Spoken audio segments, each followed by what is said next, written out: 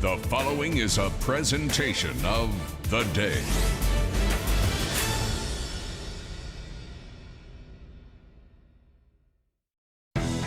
We really work hard, put every energy that we have, any muscle we have, put it, hit it, and get it done. We've worked so hard this season. I just wanted to show our fans that it's worth it. We're amazing. The energy comes from us. We make our own energy. We always try to keep the pep in our step, and we're cheerleaders. That's what we do. We love basket tosses. Our team's favorite thing to do in the world. We've worked on them for so long. Because when we get to that dance, we're so proud of each other. We're so proud of all the work we put in, and we just feel we can just hit that dance, and that is it. We have a really big team, and we all love each other so much. I can't tell you how much this meant to us. Being able to build up those skills and be able to hit on that mat means so much to us. And I love every single one of those girls. That meant so much to this team. Has been through so much this season. So many injuries that we come back from. So much illness. We have made so much progress in such a short amount of time. I could not be prouder. I'm so proud.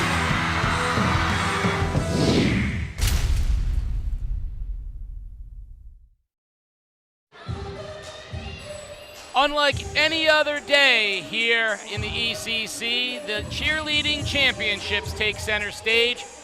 Routines from 14 schools will decide Division 1, 2, and 3 champions, as well as an overall. You can expect lots of loud music, great moves, energy, and emotion, and all of it will be captured live on game day. Game Day is brought to you by Satti's Family Trees, a fully licensed and insured tree removal company in southeastern Connecticut, specializing in scheduled hazardous tree removal, emergency tree removal, taking on your biggest, most challenging trees. Hey, it's no wonder they've been nominated for the day's Best of the Best tree removal company the past 5 years. Over 300 5-star reviews on Google. You can't say enough about them. If you got a tree, problem or otherwise, give Satti Family Trees a shout and they will take care of it for you. Casey O'Neill, along with, well, every time we do this, we bring the funk. This time, Emily's next to me. Nicole is over there as our sideline. Emily, it's my favorite day of the year because it's unlike any other day of the year. It truly, there's nothing like the cheer competition, the cheer championship in the ECC. We always have so much fun and we see something new, something similar, and something great every single year. Now the biggest difference between last year and this year is I've learned a little bit more than I'm very proud. I actually have had some great conversations with the cheerleading coaches and some of the cheerleaders, and the numbers are a little down this year. Yep. It's probably more wide open than it's been in past years. There are a lot of teams within the divisions eyeing that division championship, and at the end of the day, probably more teams than before available to win the overall. Yeah, we saw some division changes within our teams. A couple schools aren't here this year. Last year, Division I champion and overall champion, Fitch High School, isn't here today. So we have a couple changes. So that means that our division champions this year might be different players than what we've seen in the past couple of years, which is a really exciting opportunity. But it's still jam-packed, and we're going to see a lot of talent here today. Another change this year is flying solo on her own down on the sideline is Nicole Funk, and we are so happy to have us, Nicole. Thank you so much, Casey and Emily, for having me back today and Game Day CT. I'm so excited. There's nothing like ECCs. It's truly the most exciting time. This is such a meaningful competition to all the teams here. We're so excited to get it kicked off today. We will turn it over to the PA announcer here at Waterford High School as the cheerleaders take the mat.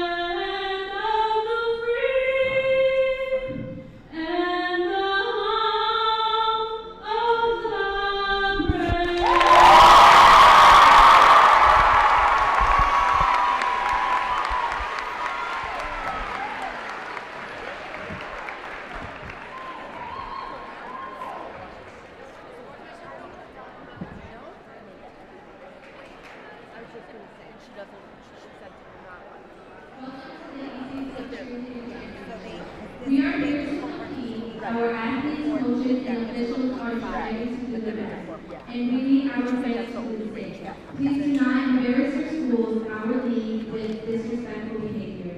We rely on all of you to bring positive energy and support to our competition. Set the example.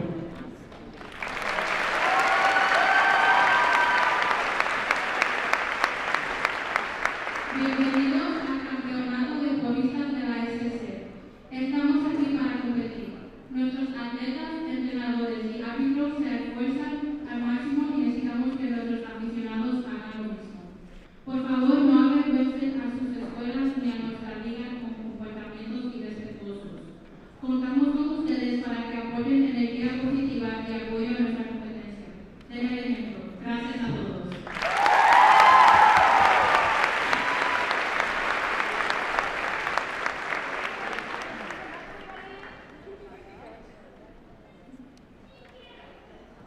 Teams that have scheduled to warm up may proceed to the warm-up area. Others may take their seats in the bleachers now.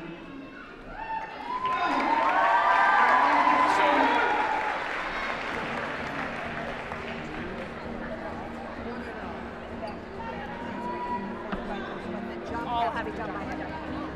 So they all have to do the most. So this year we have something very special. Clada, which is a jewelry company in Tucson, Arizona, has sent the following. Congratulations to the coaches, athletes, and their families. We're happy to present these custom engraved coach necklaces on behalf of Clada LLC from Tucson, Arizona. These necklaces are part of the new sports collection, and each one can be personalized with a name, nickname, title, or even a jersey number.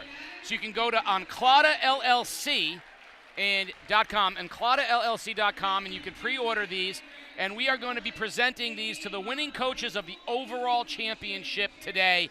A very special gift from Clada, all the way from the West Coast, and we're going to surprise the cheerleaders with these engraved coaches, the megaphones. I think it's a beautiful gift, and they don't have any idea, so I can't wait to see how that goes. Thank you to Clada. So, Emily, we are moments away, and one of the things that stands out to me about cheer, we talk about it every year, but it's worth noting.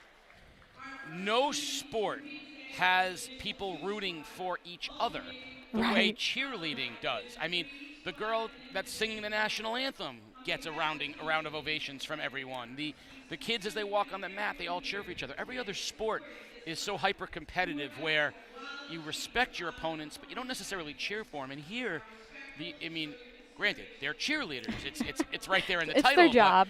But it's genuine. They so support each other. I just find it to be remarkable. They really do, and it's something that we love. The the seat that we have today, we have all the cheerleaders, their bleacher in the background, and we can see we have a team with some signs for their fellow schools that are competing today. No one knows better than other cheerleaders how hard you have to work to do these routines. And so no one really wants to see anyone else fail. I mean, of course you want to win. It's sports. You want to win the competition. But it truly does hurt watching the other teams not have a good performance. It's the last thing you want to see. And they just work so hard that it's hard to not be excited for them when they're doing their performance. Well, we saw the signs are with Wheeler High School, which is not surprising. Wheeler has won the Colby Souza Award a number of times for sure for being the outstanding cheer, for cheering for everyone else, like this ultimate sportsmanship award. A theme we're going to talk about all day today is injuries and how it's affected some of these routines. But first up on the mat today will be Stonington High School, and their routine is brought to you by Dime Bank. Looking for a local community banking you can cheer for? Stop in anytime at our 9 conveniently located branches, including one in Stonington. And right off the bat, it's really exciting to see Stonington have 6 athletes on the mat, and great, 4 of their athletes of 6 are tumbling. We had 2 back handspring and 2 tucks. Now, this is a team that only had 4 girls last year. They're up to 6. They're building the program. They're growing every single year, and we can see them trying more difficult stunts than they've been able to do in the past. That was a great modified full around to prep, single leg. Coach Mercedes got her first win this year. They took first place at Killing It, the Classic in Killingly. So this is a team that has, had some experience with some success early, and that's what they're going to try to build on.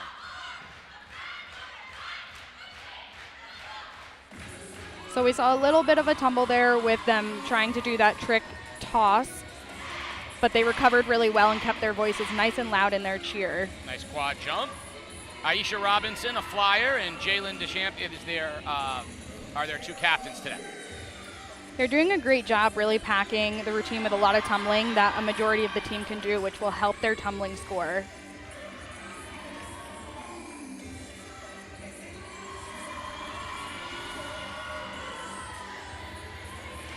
Wow, and that last pass, I think she's done her tuck 3 times already in this routine, which is a tiring skill to do. So shout out to the cheerleaders for working their tails off to get that done.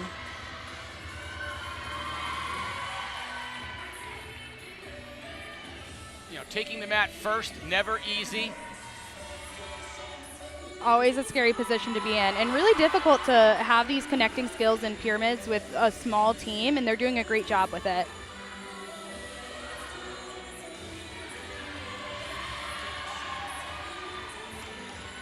I'm sure they're not going to be happy with a couple of stumbles, but this is bigger than that for them. This is about growing this program and getting this day started off, and they are doing a fabulous job with their energy.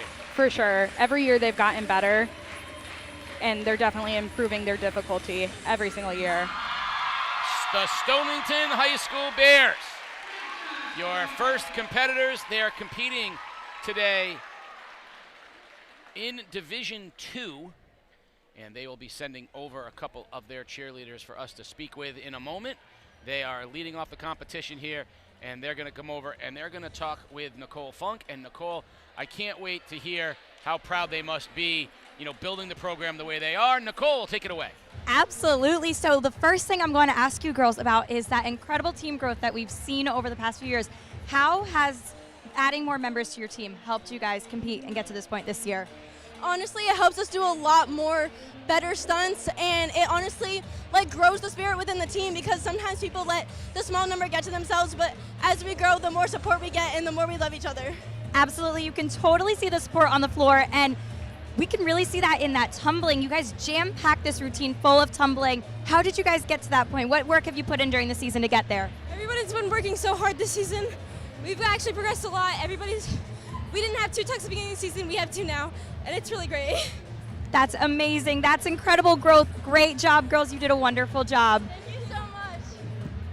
There you have it. Stonington High School jumped out of the box today to get us rolling again in Division II. They'll be competing with Windham, Killingly, Griswold, and Waterford within Division II, and you can see there Emily, they just tumbled and tumbled and tumbled. It was packed. They did, and I love the comment that the cheerleader made that they didn't start the season with this much tumbling, and they gained 2 tucks, which what we see a lot at the high school level, it's really difficult for those higher skills to get the cheerleaders to gain them. You know, they've been tumbling for a while, it might not be their forte, and so getting a skill like a tuck while you're in high school is a huge achievement, and then competing it and throwing it multiple times throughout the routine was very impressive. So I'm shocked to hear that and very happy for them. So coming up, and we want to thank again Dime Bank, the sponsors of Stonington High School. If you're looking for community banking that you can cheer for, stop in at any of the 9 conveniently located branches in southeastern Connecticut, including the one in Stonington. You can visit dime-bank.com. Dime Bank, community banking lives here. Member FDIC, Dime Bank taking care of Stonington. And up next, the Putnam routine brought to you by Satti's Family Trees. And listen, if you have a problem tree, you call Satti Family Trees. If you have a tree you want to get rid of, you call Satti Family Trees. If you just want a really good-looking guy like CJ to come over and do some work around the house, you call Satti Family Trees. But most of all, you got to remember that people love Satti Family Trees because they do such a great job. That's why they've been nominated Best of the Best for the Days Contest 5 years in a row. It's why they have such positive reviews.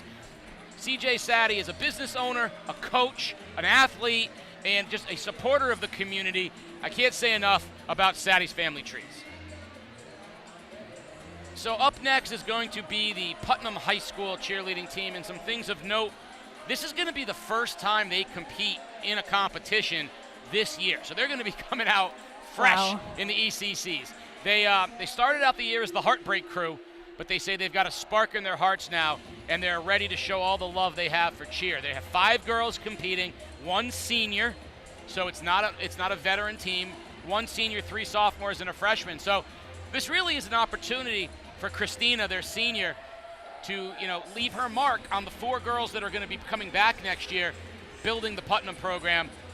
Wheeler certainly ready for Putnam to come out. They've got the signs going out already, but that's something that I love so much about this day is the stories, the cheerleaders, the stories of their road to get here. And for this next competition for Putnam, 1 senior, imagine what it's like to be her, right? She's by herself as a senior with these other girls. She wants to leave a legacy for them to continue with. And that takes a lot of dedication. It's difficult to be on a team and being the only senior, and no juniors either. So she might have had some feelings of like isolation, but that motivation to inspire the younger athletes and continue a cheer program, which has been rebuilding at Putnam over the past couple of years, that's huge motivation for the senior to go out there and leave it all on the mat today.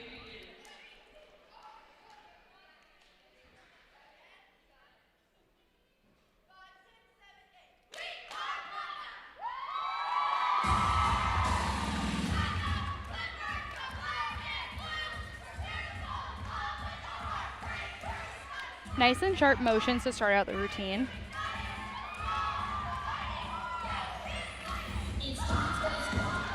And they maintain their volume throughout that cheer. Really high kick full basket.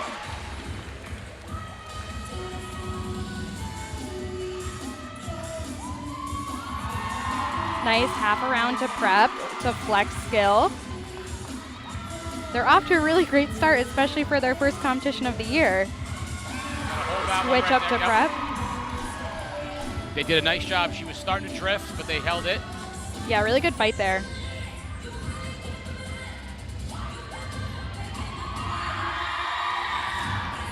Really good fight in that to keep it in the air. And a fun transition out of it. Coaches are happy. They like what they see so far. Forward advance. Jumps connected.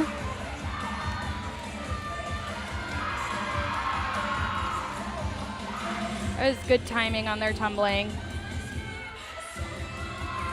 I like the creativity, small group, but very creative with their numbers. Right, I like their use of the floor throughout the routine too.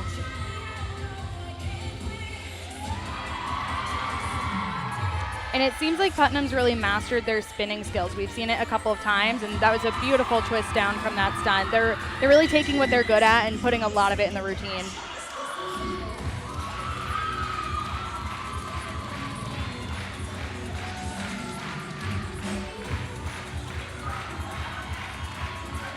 Great energy in their dance. That's definitely a performance to be proud of. They fought for everything and kept it all in the air, and I mean, their reactions say it all. Yeah, they know it. They know they nailed it. Their coaches are so excited. You know, there's always injured players or competitors who can't compete today. They're so proud of their routine, and I can't wait to hear how proud they are. First time competing this year. They come out into the ECC Championships and nail a routine. Nicole, you've got Putnam. Honestly, if anyone in this crowd has a broken heart, it is healed now after that beautiful routine. I want to hear a little bit more about Heartbreak Crew, though. How did we get to that point, and what's the meaning behind that? We're just like really good at like making people happy, and yeah, we're really good as a team, and we feel like we're like, yeah. I love that. Well, that routine made me happy. It made me very happy. Something I want to ask you about is your spinning skills. So something that we saw in this routine is you mastered those spinning skills, like Emily said. Tell me how you got to that point. So, sorry, I'm a little sick right now, but honestly, my first year of cheer was my sophomore year, and I kind of was really confident that year, like I was my most confident. So I kind of just decided to go for it. And my junior year, I kind of had a mental block with it, but this year it's coming back. And I've always kind of excelled in the spinning skills specifically, and I really enjoy doing them. So I decided to just build on it more. Incredible. I know a mental block can be so challenging, but you ladies did a wonderful job, and you overcame challenges, and great job today. Thank you, Nicole. Excellent job for Putnam. A lot to be proud of. They're competing in Division III with Montville, Bacon Academy, Wheeler, and Plainfield. And you mentioned they really got their spins down. Plus, I love the sass. I mean, it's really important, and I do love it, you know, when you can see them feeling how well they're doing. And that's what makes it really fun to watch. And I was wondering throughout the routine who the senior was, so hearing that it was a flyer doesn't surprise me at all. And she's putting her team in a really great spot moving forward. Even though she's graduating, she's building up the bases and the back spots below her, so that when they have a new flyer next year, they're gonna have some of these skills under their belt, and they're gonna be able to build up their flyer now. So I mentioned who they're gonna be competing with. They're competing in Division III, so it's the smallest with Montville, Bacon Academy, Wheeler, and Plainfield. And up next, we get back to Division I, and the biggest school that we're gonna see today up next is Norwich Free Academy. There you see the order of routines today. Our last routine will be unified at 6:05. NFA up next at 4:24, and brought to you by Todd Delicioso. Todd Delicioso, the food truck of all food trucks. You can find them in Norwich, whether you go across from Electric Boat in Groton or you go to the marina in Norwich. Todd Delicioso food truck. Unbelievable. Go to Instagram in particular, but all the social medias to Todd Delicioso Food Truck and follow them for their deals. Great acai bowls, great smoothies, and beautiful things to drink. I was gonna say that's right up everyone's alley. Now, see, I don't have the hair, but you gotta show the love for a little Todd Delicioso right there. And I will say that they were sponsors at the Holiday Classic. They brought us some delicious drinks and, like I said, the bowls. Yum. Unbelievable. Annabelle and all of the folks there do such a great job. So find the truck, find them on social media, follow Todd Delicioso. I was gonna say, I think that's something that every cheerleader loves to get before or after practice, a smoothie or acai bowl. The acai bowls, I'm not gonna lie, I hit the spot. They gave us 3, and I might have had 2 of the 3. I don't blame you. What'd you put on it? Well, they already had it. They had a fruit-based one that was with peanut butter and bananas and blueberries, and oh my goodness. I might need to find them after today. That sounds amazing. They're great. They have great energy, great spirit. And speaking of great energy and great spirit, let's talk a little bit about NFA. Unlike our first few groups, NFA is going to bring 15 to the mat, which in today's competition is going to seem enormous. Yes. Because a lot of the numbers are down. Speaking of NFA, Athletic Director Chris Giusti, right there. We missed Juice on game day, but he's doing a fabulous job as the AD. Now, they're taking a risk with this larger team because of the score sheets, and we want to talk. You'll talk a little bit about that. 75% of the team juniors, a lot of top returners, flyers, Izzy Inachi and Lanaya Alvarez Flores. They've got power bases. They've got super back spots. Vanessa Spruill, Jerry Moreno, and Sage Seeger. Junior Logan Perry returns. He won the Top Gun Tumbler Award at Wolverine Pride this past weekend. So much improvement. This is a person that could not even do a back handspring as a freshman. Now he's doing all of these different stunts. Avery Twomey, two-time All-American winner. So a lot to like. NFA believes they can win the overall today. This is their chance to show what they can do with this big team. Really excited to see so many cheerleaders on the mat.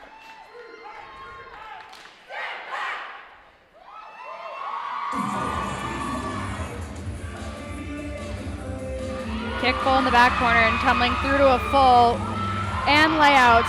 Starting off the routine so strong. 5 tumblers already. Single base switch ups. And NFA always brings the energy. Great quad jump with those advanced jumps.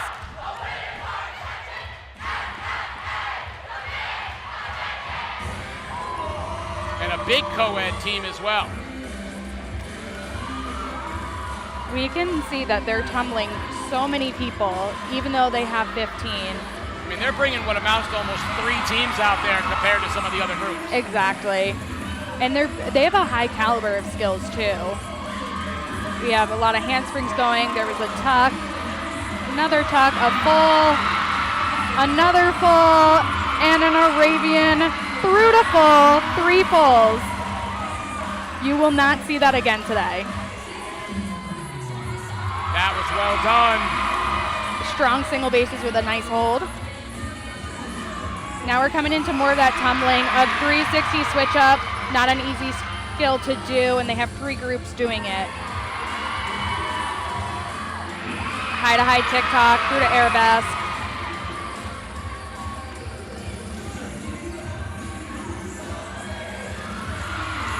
Quick toss to lib.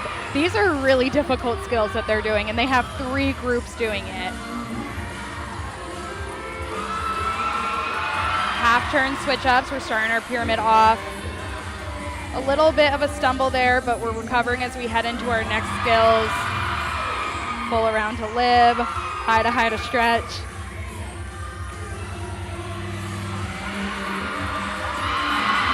Single base switch up, and I just love that flyer and his energy. I love that. My favorite part. Yep. NFA is one of those teams that always brings it in the dance.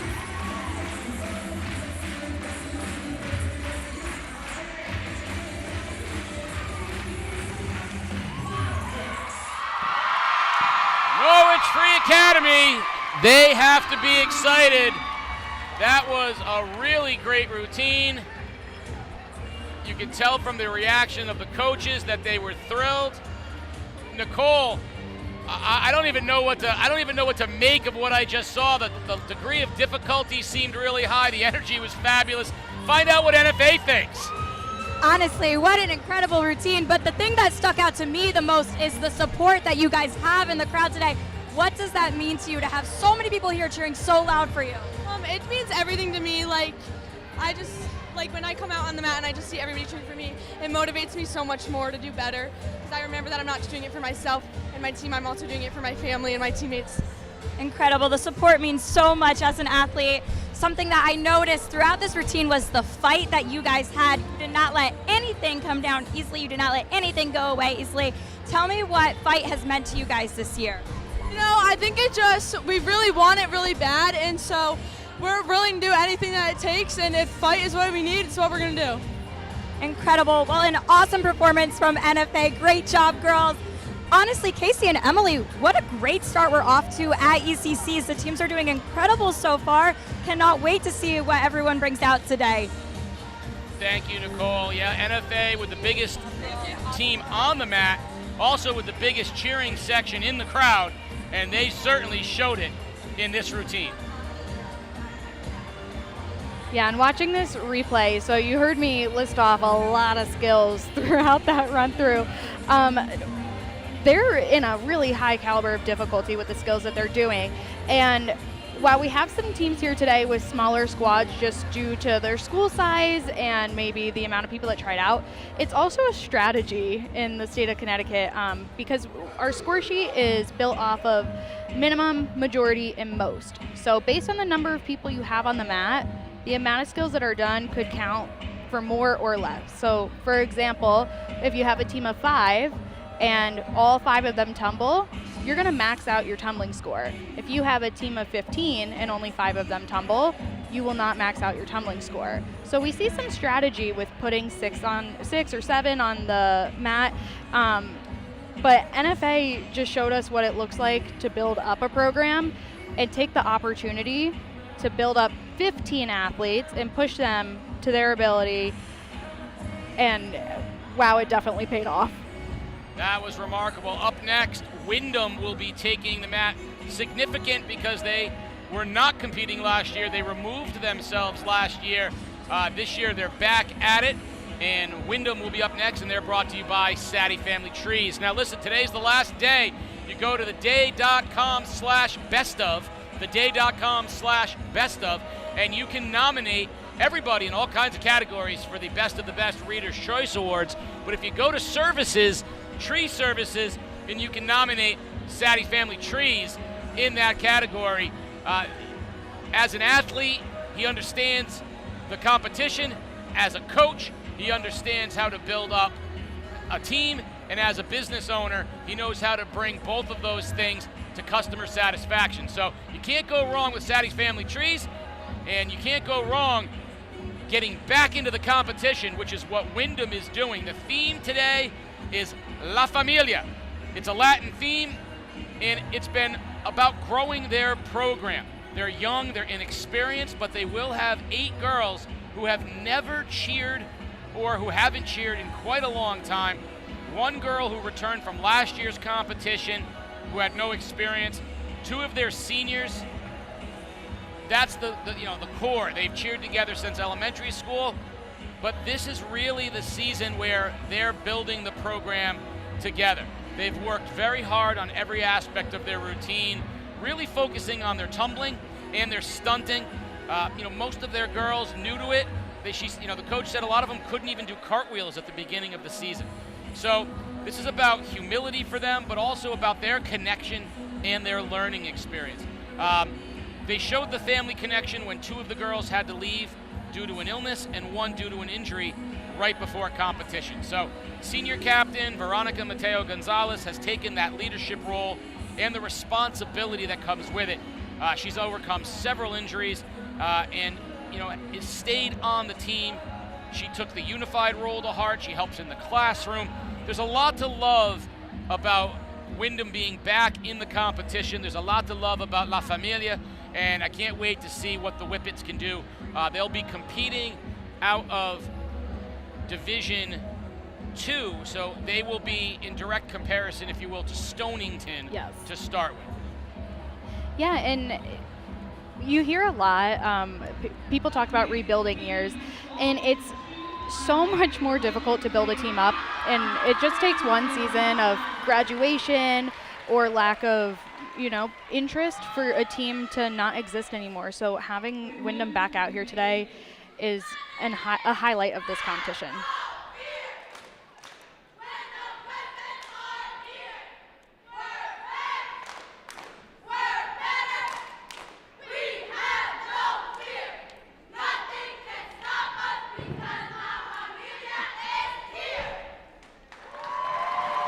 exciting. They actually have 11 on the mat, so this is one of the bigger teams that we've gotten to see today.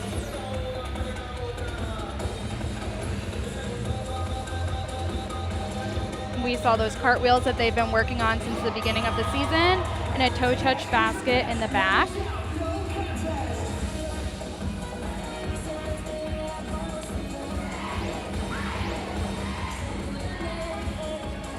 You can see some individual jumps going on. They had 3 jumps there. Really great energy as they move around the mat.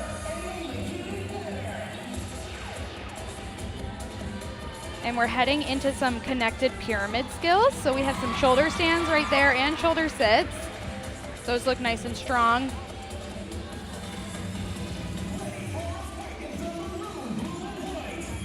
Here we have some running tumbling. And based on what they've been working on, I think we'll see a lot of tumblers across the mat.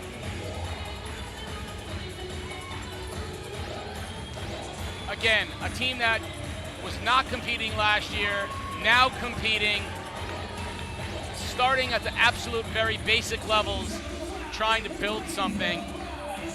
They should be very, very proud of just the heart that it takes to get out here and fight through the competition, and they are doing a fabulous job. Yeah, great pyramid skill right there, and good fight. It's fun watching them move around the mat because you can see the joy on their faces, and they're really excited to be doing their routine and competing this year. I really like that they're utilizing everyone and building as many stunt groups as they can with 11 on the mat.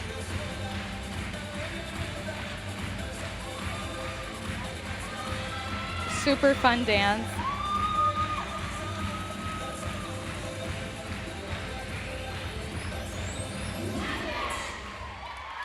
The Windham Whippets back in competition at the ECC Cheerleading Championships.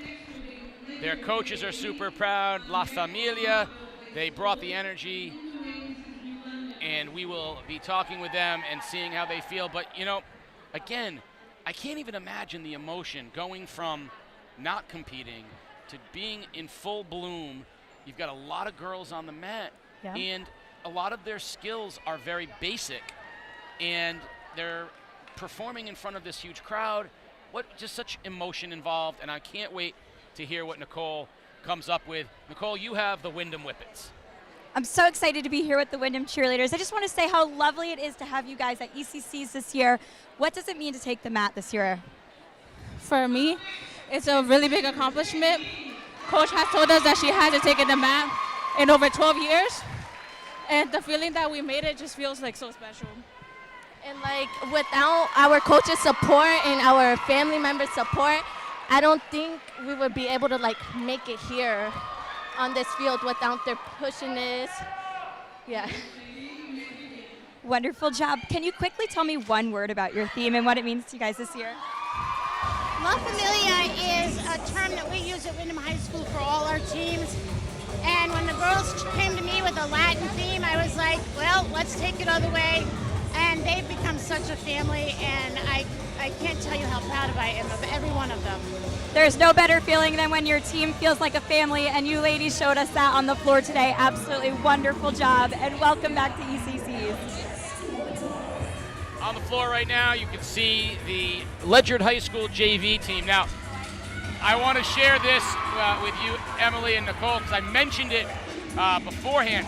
I have a niece who is at Massac High School, and I just got a text from her mom saying, oh my God, Monica's watching you announce a cheer competition right now because East Lyme is one of their prime opponents in the state competition this year, and they're using it as an opportunity to check East Lyme out.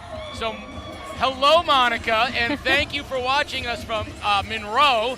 Massac High School, of course, a fabulous statewide and national competitor.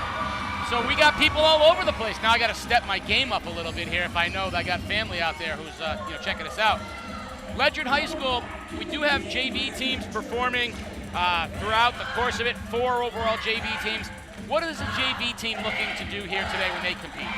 So a JV team, I think this is the first time, at least in a while, that the ECC has opened the competition up for JV exhibition. So for one, it's getting these athletes prepared to take the stage in future years as a varsity athlete. And it's also an opportunity to show their fans, because this is a competition that a lot of people come out to. It's a way to show them what they've been working on, because they work just as hard as the varsity athletes. What I love to see here from Ledyard is that they have quite a large JV team.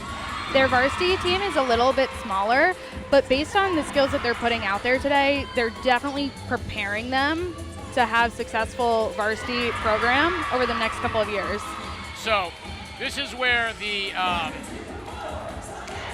announcer in me, where I'm always looking, it's never too early to look to next year. What I'm seeing right now is when we roll in next year, I'm going to be keeping my eye on Ledyard, because I'm seeing all these girls out there. They have a chance to be a bigger squad next year when they compete. For sure. That's the great opportunity with having a JV team.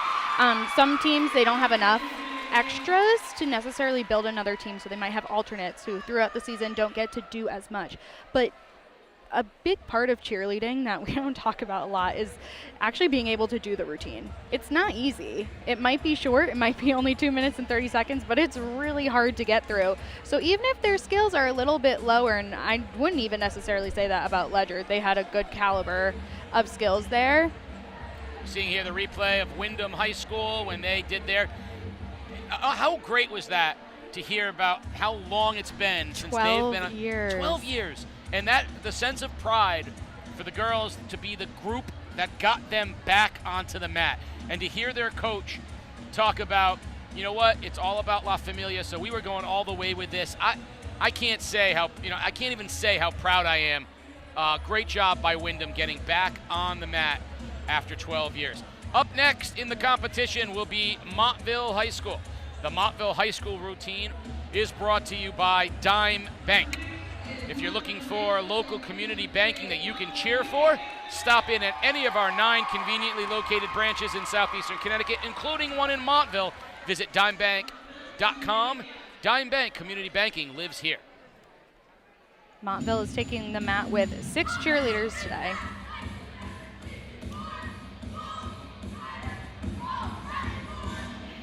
And Montville was the Division III champion last year. Graduated a couple of girls and back on the mat.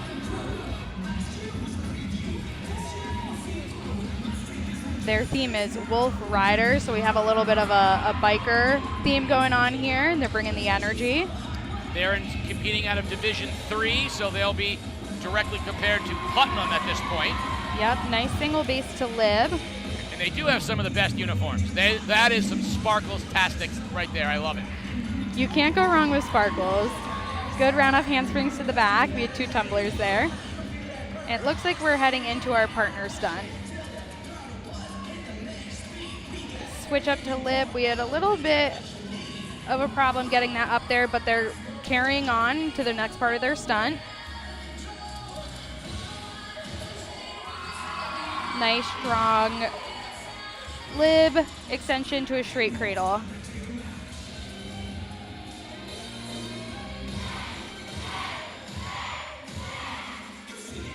Another team taking advantage of doing 4 advanced connected jumps. Single toss.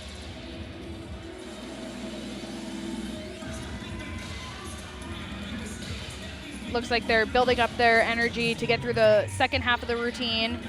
They have a really fun performance. You can see that they're keeping motions up throughout. Nice round off tuck and another tuck.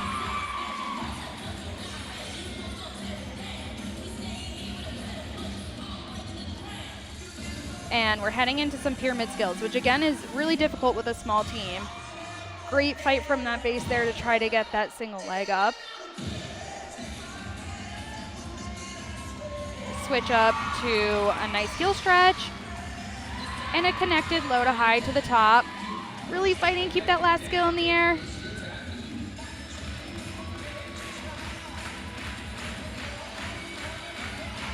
A lot of sass in the dance. And a good use of the floor for only 6 athletes on the mat. Howl Wolves howl, the Montville High School cheerleaders competing in Division 3. And as they head over to talk with Nicole, coming back as reigning division champions, let's see what they have to say about their routine. Let's see how they feel. Nicole, you've got Montville. An absolute wonderful job. I have to say I'm a little biased. Montville is my alma mater, so I am so excited to see them take the floor today. Can you tell me a little bit about your theme this year? Our theme is Wolf Riders, and it was just such a fun theme to do. We had a lot of fun doing it this season. Amazing. And I want to hear from you. What has this season really brought for you? What does it mean to this team? I think this team really means perseverance. We had so many struggles this season. We lost multiple girls. We had to change several stunts every day of the week. We would barely have any girls show up to practice. So with how many girls we have on our mat, if one girl is not there, then we can't throw a good performance. We need everyone there, but that's a great word, perseverance. We pushed through, and I'm just glad with what we put out there. Absolutely, Montville did a wonderful job. What a great way to push through performance. Casey and Emily still going really strong today at ECCs. Thank you, Nicole. Yeah, Montville super proud of that routine, as well as they should be. So difficult. You see here, though, during the dance, just love the energy. Yeah, really great attitudes from them and keeping that up throughout the routine. This is their dance. So right at the end, when you're probably the most exhausted that you could be, you got to keep the smile on your face and be nice and sharp with your motions. Up next on the mat will be the New London High School Whalers competing out of Division 1. And their routine is going to be brought to you by the Water Street Waffle Company. Pay attention, folks, because this place is unbelievable. The Water Street Waffle Company, now open, 133 Bank Street in New London. It's a woman-owned business, and it brings together Southern-inspired comfort food with classic Belgian waffle traditions, all served with genuine hospitality. Everything is made fresh from scratch daily. It's got great food, a great atmosphere.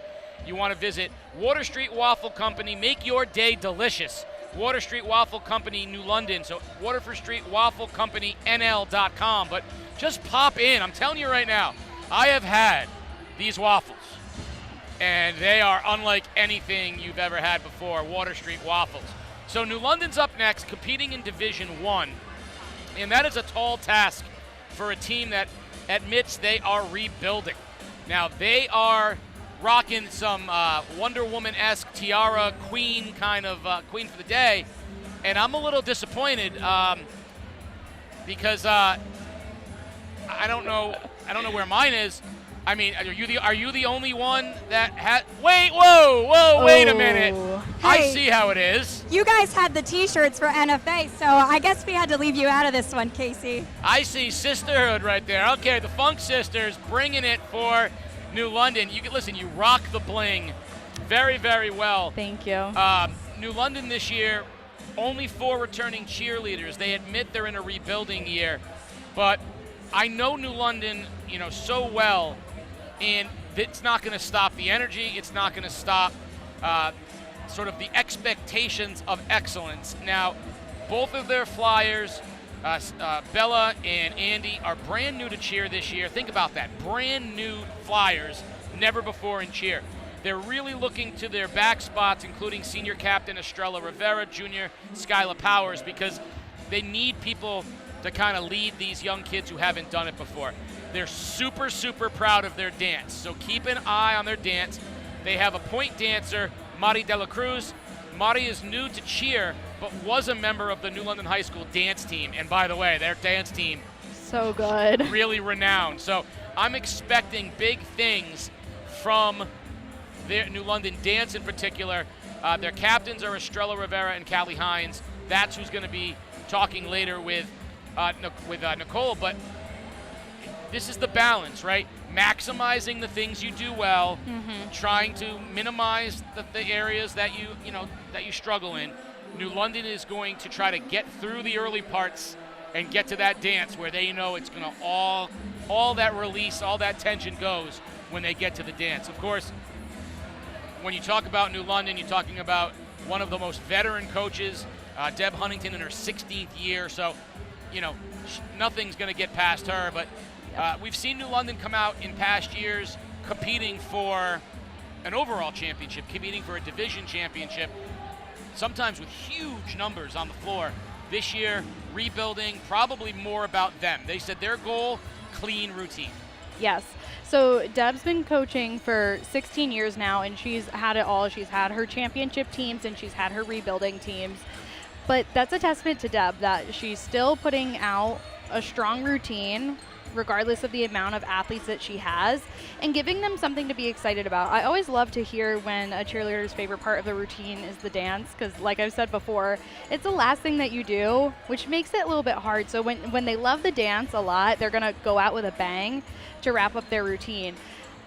It's not easy to be a new flyer, especially at the high school level, with some of the skills that coaches want their flyers to do. It's not an easy feat. I have a new flyer this year, Alex, and she's been absolutely incredible. But that's really scary, is learning new skills for the first time and then competing it in front of a couple hundred of your closest friends. So really good job to the flyers even before they take the mat for being committed to that role and putting in the work to be able to make it happen for their routine. Something you said kind of really resonates. You know, people don't look at cheer sometimes if they're not in the cheer world. They don't look at cheer like a team. Okay, so I want to put it in perspective for those of you that are not in the cheerleading world. Take a look at a basketball team. Basketball team's got 12 members on it. How many of them play? Right? Maybe 5 to 7, maybe 8. There's usually some kids who are not playing. When do they play? When the game's not in the balance. Right. Do they count on those kids to no? So a cheerleading team, same thing. You know, not everybody is going to be ready to perform at the level that is necessary, and if you don't have the numbers, you don't have a choice. Exactly. Here come the Whalers competing in Division 1. Really tough division, so I'm excited to see their clean routine that they worked on.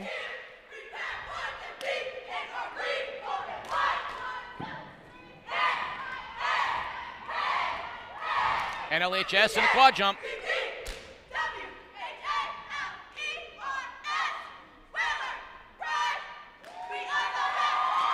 Nice extended stunts with the one man underneath. New London took the opportunity to showcase their strong voices and motions with a longer cheer, and we had one single toss on one side and a trick toss on the other, so both in the same score range, but working to their Flyers' strengths. And encouraging because the Flyers got up. Yes. That's encouraging. Good tumbling there. We saw some do back walkovers, some do cartwheels. A connected pyramid skill with a nice, strong single base with a high-to-high. And a little shimmy, just for note. We have to keep it fun. Great stunts to start out the routine from New London. So with 11 on the mat, they're able to put up 2 full stunt groups. They had a quick toss to prep. And another team that's like showcasing their cheerleaders that aren't in the stunts by doing motions throughout the sequence, keeping it, you know, nice and entertaining. You get a little bit of everything. Oh, I love that. Great front walkovers. I really love their use of the mat in this routine.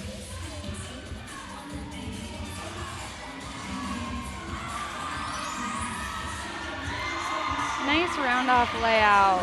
A lot of power in that. We're coming into some more connected pyramid skills. Quick toss up to extension. Great fight on that. Tell you what, for a team that said they're in a rebuilding year and pride themselves on the dance, they are nailing what they're trying to do right now. Super job by the Whalers here. Now the dance is going to come, and you're going to see them completely go nuts. I think they got that clean routine that they were going for.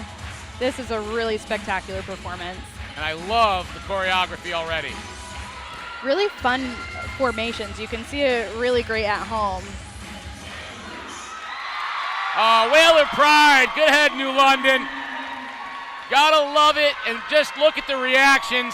They are pumped. They know they got the clean routine they were looking for, and they earned every bit of the joy and pride they're feeling right now. Wear those crowns proudly, ladies, because you nailed it. That was absolutely fabulous. I mean, they are so happy right now.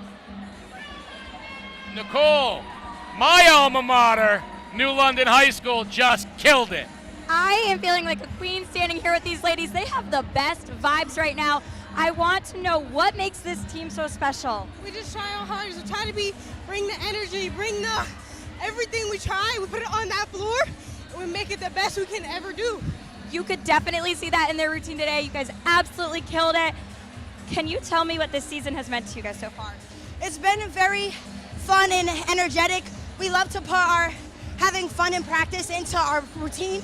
So I feel like this routine from last comp was a little crazy, but this one, we put in our energy and our soul into this one. I feel like we did great this year. It's the best feeling to improve from week to week. I want to know one more thing. One word. What's your favorite part of this routine? The dance, first dance. Yeah. You could tell they killed that dance. Great job, girls. Casey and Emily, they did an awesome job.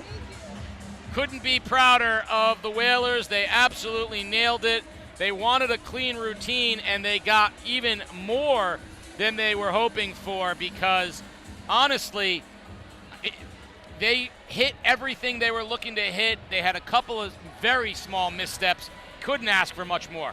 Yeah, that was really fabulous. And they're in, we can say it, they're in the toughest division. They're in Division 1. It's very competitive. They're going up against NFA, who we saw so far. They're going up against East Lyme, and they're going up against Ledyard. So coming into the competition, that's a lot of pressure to have on your shoulders. And they took a routine that they could excel at, and they killed it. And that's going to really show in their scores. Everything that they did, they're going to be on the higher side of what they did because it was clean and they did it well. So even if they might not have as much difficulty as maybe NFA did, they had that performance factor, which is just going to reflect across the board in their scores. So finishing up Cycle 2 will be the Killingly Trailblazers competing out of Division 2. Then you see there Waterford JV. They'll compete before we go to Cycle 3. The Killingly High School cheerleaders are brought to you by the Guard Arts Center. The Breeze Line Winter Cinema Series season passes are still available by visiting guardarts.org. So I've been to a couple of the Breeze Line Winter Cinema Series performances. Went to Sinners. It was fabulous. It's a great atmosphere at the Guard, and they are proud to support Killingly High School, the Trailblazers. Now, Killingly, I'm loving this. Their theme is Shark Week. That is one I haven't seen before. And all they're saying is they are going to bring this thing to life. That terrifies me a little bit because the mat is blue. Could very well be considered ocean-like, if you will. So, I mean, I'm just saying, I'm looking at sharks in the water. Everyone stay safe. I am really excited to see Killingly because it's their first time being co-ed in a couple of years. Yeah, almost 10 years before last time they were co-ed. And rumor has it on the street, word on the street, in the cheerleading, the hot goss in the cheerleading, aside from fabulous bling, which we see there on the sneakers, Killingly thinks they have a chance at D2. Yes. Now, Griswold, always a top team. Waterford, obviously, I mean, you could get exhausted listing all of Waterford's championships in cheer. But this year, they've placed first once. They've had 2 second-place finishes and a third in the co-ed division of the competitions they've attended. So how they stack up in the overall championships here today, we'll see. But they feel good about this team. They've got a lot of individuals who are performing at a high level. They've got some first and second place tumblers. They've got Dennis Cologne won a first place in the Top Gun jump division. So there's a lot of things to like within this team. And Trailblazers is new for them, right? Killingly just adopted this year the new Trailblazers mascot and moniker. And so this is the first time this team has competed at ECC as the Trailblazers, which is something I think is interesting as well. I also love their uniforms. When they come out, I really thought they popped. They're one of my favorites. I like the socks, the bling socks at the bottom. So you don't see that a lot. No, so we're going to get a chance to see a cool outfit. So far, everybody has been very pleased with, what they've accomplished. So Killingly in Division 2, you're going to compare them to Windham, which is not exactly fair. They're a more advanced team than Windham, so really, Killingly should be setting the bar for Division II before we see the last 2 Division II teams, Griswold and Waterford. So this is an exciting opportunity for Killingly because they normally are grouped with our Division I teams, with normally our overall champion. Our overall champion tends to come from Division I. So this is their opportunity. They've been getting high scores the past couple of years. They're a very consistent team, but they haven't had the chance to break through to that top score. So what we'll see from them today is trying to grasp that opportunity and take that spot. Nice high kick full basket to start. And we have some standing tumbling cartwheel step in layouts. Really high energy to start. Couple standing tucks there. A little bit of difficulty on that landing, but you can still get the difficulty points. Single base stretches, those are not easy to do, and they held them for a good amount of time. Great energy as we're heading into our main sequence. A fun entrance there. K inversion straight to arabesque with a twist down.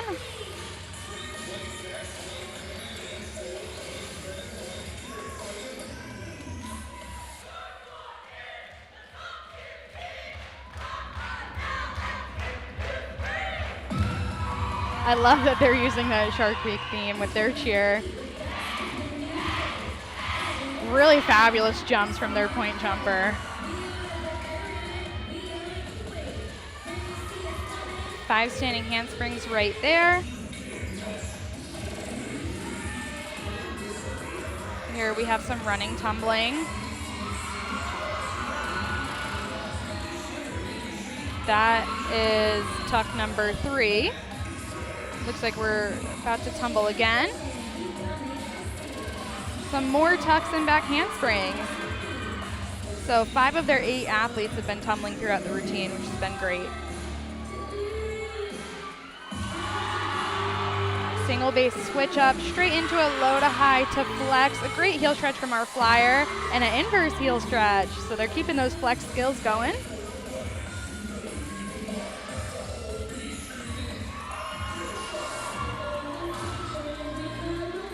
Inversion straight to the top. Nice fight, too. You can see it. All right, Trailblazers right now raising the bar a little bit, doing a good job here.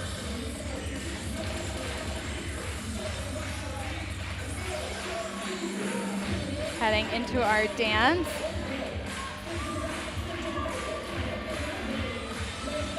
Keeping that energy up until the end to that very last motion. It was a really great performance. And that's my favorite part right there. Right there, they know they nailed it. They feel good about it. You work months and months changing routines up to the minute because of injuries. And, you know, you literally don't know until you get on the mat. And then you've got 3 minutes to just put it all on the line, knowing that there is no timeouts, no time for mistakes. Nicole, you've got the Trailblazers, and they did it. We are here with Killingly. Wonderful, wonderful job. If there's anything you guys should know about me as a coach, is that I am a stickler for clean motions, and we just saw that from Killingly. Tell me what emphasis you guys place on your clean motion. A lot. We really make sure, like, we have to do so, like, be so tight, because it honestly makes us look like 10 times better on the mat no matter what. No matter what happens, we have to have clean motions. That is a fact. And speaking of facts, you guys have a shark theme routine this year. Can you tell us a little bit about that? Our coach makes the themes every single year, and we had like a shark reveal this year, which was crazy. We were all super excited, and we all love the theme a lot.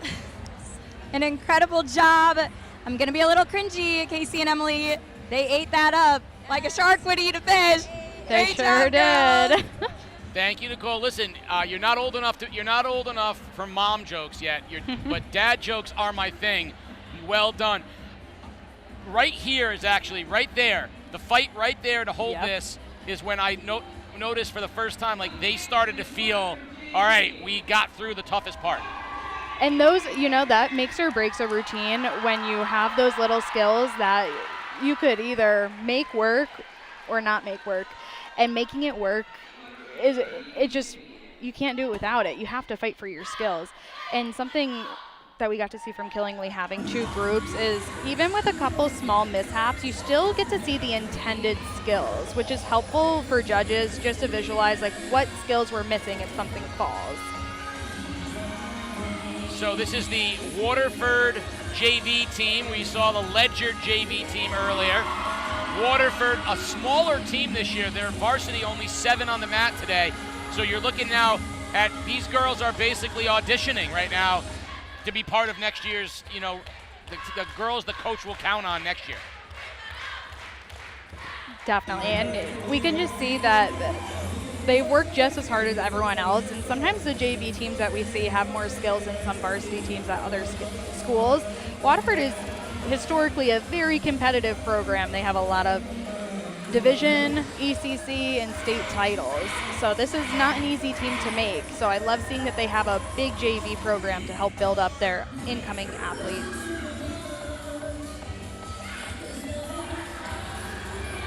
Cool visual there with their tosses.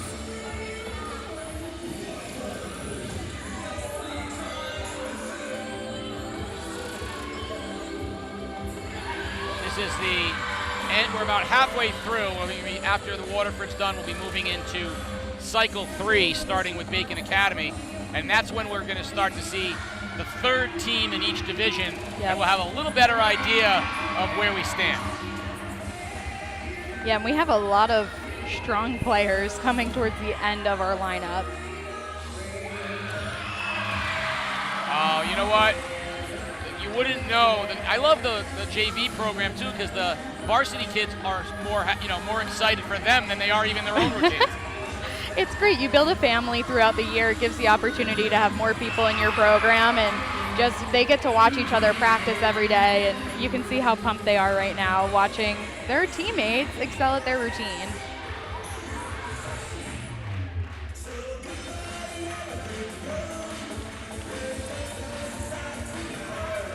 Good song. It's making me think that we missed a theme here. That song made me think with the socks and the pigtails, did we have a Wizard of Oz theme? I'm wondering too. Goodbye Yellow Brick Road. The red socks would be indicative of the ruby slippers. The pigtails, very Dorothy-like. I think you're probably onto something. Let's say this. If that wasn't the case, we just made it the case. Yeah, right? It's always loud and energetic in here that we can't even hear a lot of the music that's going on. So we're going to go with that. And that was a fabulous performance from Waterford JV.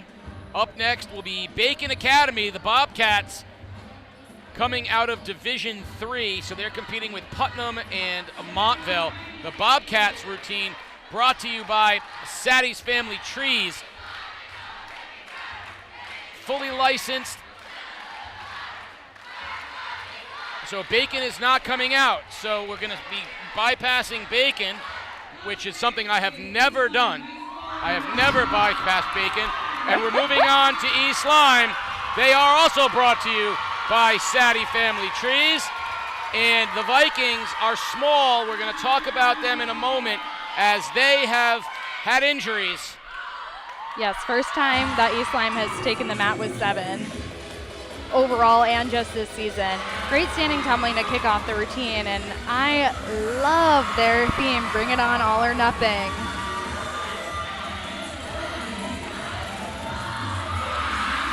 And with 7 on the mat, those 3 Tuda layouts that they just did are going to help them get a minimum score for difficulty, which is a good place to be. Nice, clean low to high to flex. And a switch down. Their stunts look nice and clean, a nice high to high with a beautiful twist down.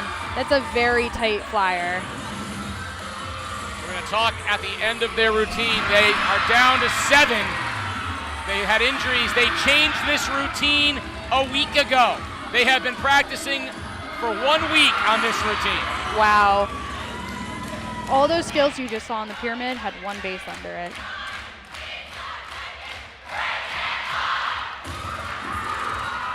Okay, I have chills so far from this performance. East Lyme's off to a great start. Nice quad jump there. And you can see on their sideline, the coaches are very pumped. They are on their way to hitting this routine. The coaches are going nuts. They know that they are in the middle of it, and they're nailing it. Beautiful kick ball. We have some tumbling coming here for the Vikings.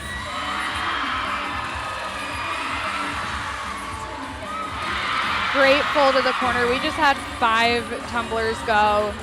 Another great tumbling score that we're going to see for East Lyme. Really fun entrance to their pyramid.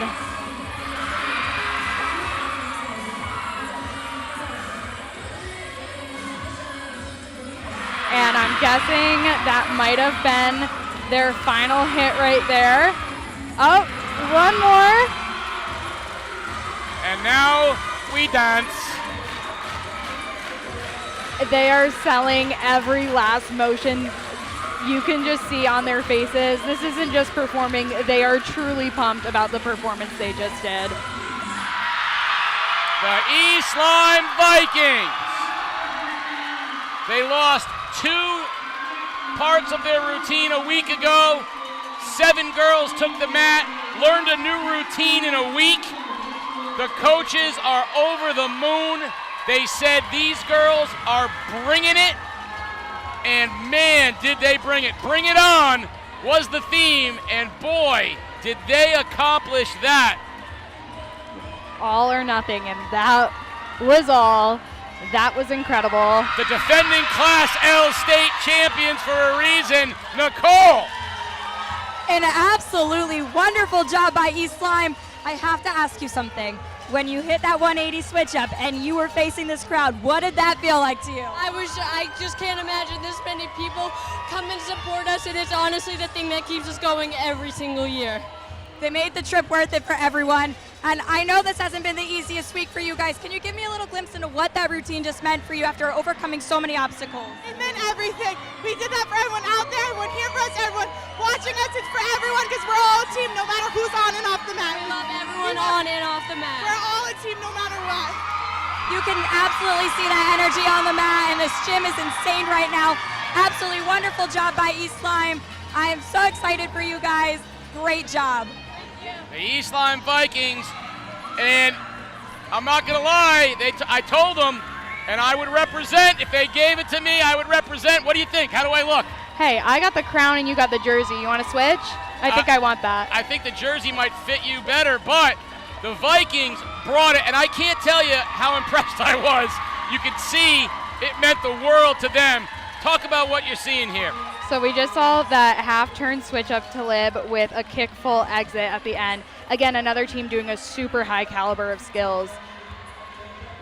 Beautiful kick full basket. I mean, what a talented flyer and stunt group. I mean, we've seen the smaller groups take the mat, and if one thing goes wrong, you lose the whole illusion of the stunt. So it's really important to keep everything in the air, which they fought for so hard. Casey, you got to join them at a couple of practices over the last couple of weeks with run-throughs that looked very different than what they just did, just based on the changes that they had to make. So were you surprised with the performance they put out today? I was. I saw what they were trying to do, and to have to change what was an incredibly complicated and high-end routine, a lot of points, they had to completely revamp it. They went with 7, and you could tell Coach was excited because she said this 7 can do everything. Yep. So even though they lost one of their flyers and they had to shrink down, she said, I'd prefer 20 out there, but the 7 I have, she said, they're killing it right now, and I think we can max. And I think they did. So I'm blown away by it. And Bacon Academy, we just learned, is out due to a late injury. Unfortunate for the Bobcats. I want to talk more about East Lyme in a second, but really quick, I just want to let everyone know that up next is Griswold out of Division 2, and Griswold is brought to you by the Guard Arts Center. The Breeze Line Winter Cinema Series season passes are still available by visiting guardarts.com. Go check out a beautiful show. Go to guardarts.com and see the entire year's worth of events there. Beautiful cinema, beautiful theater, great location in New London, Connecticut. So to finish up on East Lyme really quickly, what I saw was a coach that was cautiously optimistic and knew that even though they were down performers, that if they could hit everything, they had a chance to score big. Now, you explained to the folks earlier that having fewer people doesn't necessarily have to be a bad thing, because you can maximize the points by everyone performing each thing, and they were able to do that. Yeah, so what we saw there, and we'll compare NFA to East Lyme, because you had two teams with the highest level of skill that you can have stunt-wise, with different amounts of people on the mat. So NFA got very lucky with the amount of tumbling that they had. They had so much tumbling, but they're going to find themselves in a very similar score range as East Lyme. They had 5 tumblers on East Lyme. NFA had nearly everyone tumbling, but when we do that 5 out of 7 versus 5 out of 15, they get higher points. So you have kids working just as hard, but you find yourselves in a little bit of an advantage in certain cases if you have a smaller number on the mat. It also can lead to, I've said it a couple times, lead to opportunity for lapses. If one thing goes wrong, if NFA had a fall, we still had 2 other groups in the air bringing that energy and the visuals that we need to know what the routine was intended to do. East Lyme, they kept everything in the air, so we don't need to talk about if something fell. But we've seen it today already. If one thing goes down and you only have one group on the mat, you're going to lose those pieces and not hit your score ranges that you're trying to get into. I'll be very interested. You and I always predict at the end. Right now, obviously, New London was I don't think they could have done a better routine than they did. It's going to fall short of East Lyme and NFA just because they couldn't rack up as many points as East Lyme and NFA could. I'll be very interested in your thoughts about that East Lyme versus NFA. It's so difficult as a layperson, let alone as a coach. You know what you're looking for. To look at 7 versus 20 or 7 versus 15 and 16, it's such a difficult to try to analyze, the point accumulation. So on face value, looking at it, you can be overwhelmed by the numbers of NFA. Right. You can be impressed by the uniformity of East Lyme. That final tally is going to be fascinating. Now, Griswold, coming out of Division II, definitely thinks they have a chance to win this thing. They have a unique roster, only 1 senior and 2 freshmen, but they placed second at Wildwood and got a bid to Orlando in May. That's huge. Their head coach retiring after 35 years, Shannon Withy. They're doing it for her. They sure are. And I'm excited to see them today. Taking the mat with 10 cheerleaders. Strong motions to start out. And if you can hear it from the music, they have a fire theme.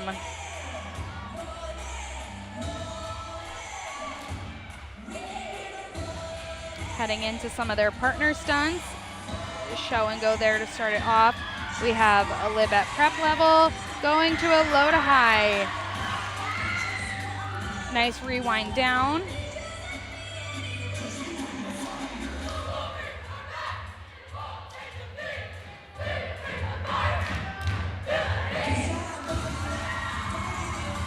Team cartwheels right there.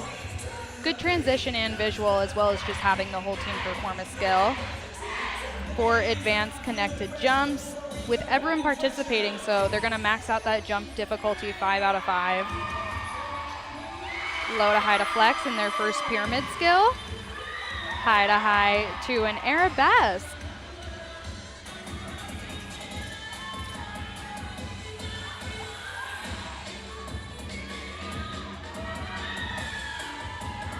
Quick toss, half turn, extension. This is a higher level of skill from Griswold than what we've seen in the past couple of years, and they are killing it. Single base switch up. A nice inversion to the top. I mean, look at their cheerleaders that weren't in that. They're so excited. round-offs from most of the team. I think we just had one person not participating, so really great use of the skills that they excel at from Griswold. Oh, nice fly right there. Nice. I like when the multiple flyers get high like that. Yep, nice ball X toss right there. Heading into some more partner stunts. Half turn, switch up to the top. Twist cradle down.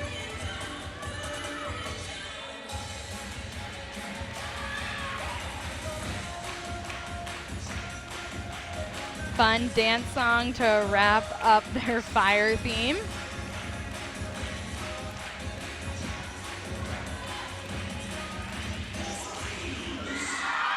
Oh, the Wolverines, the coaches are very happy.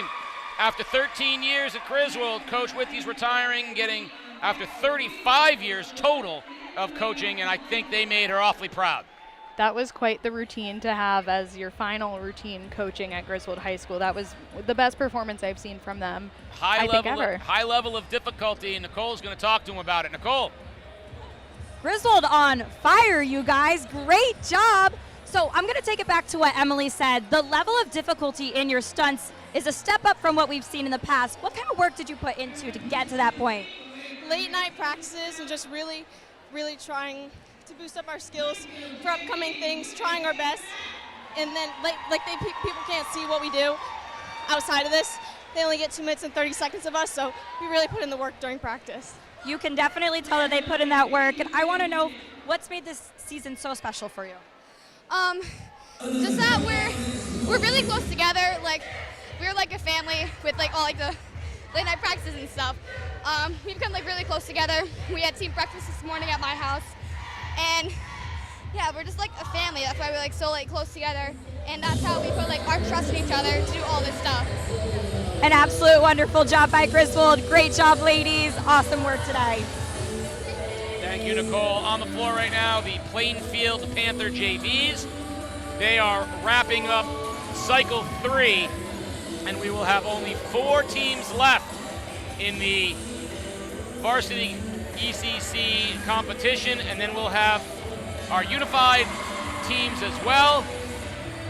So right now you've seen NFA, New London, and East Lyme in Division 1, Stonington, Windham, Killingly, and Griswold in Division 2, Putnam, Montville in Division 3.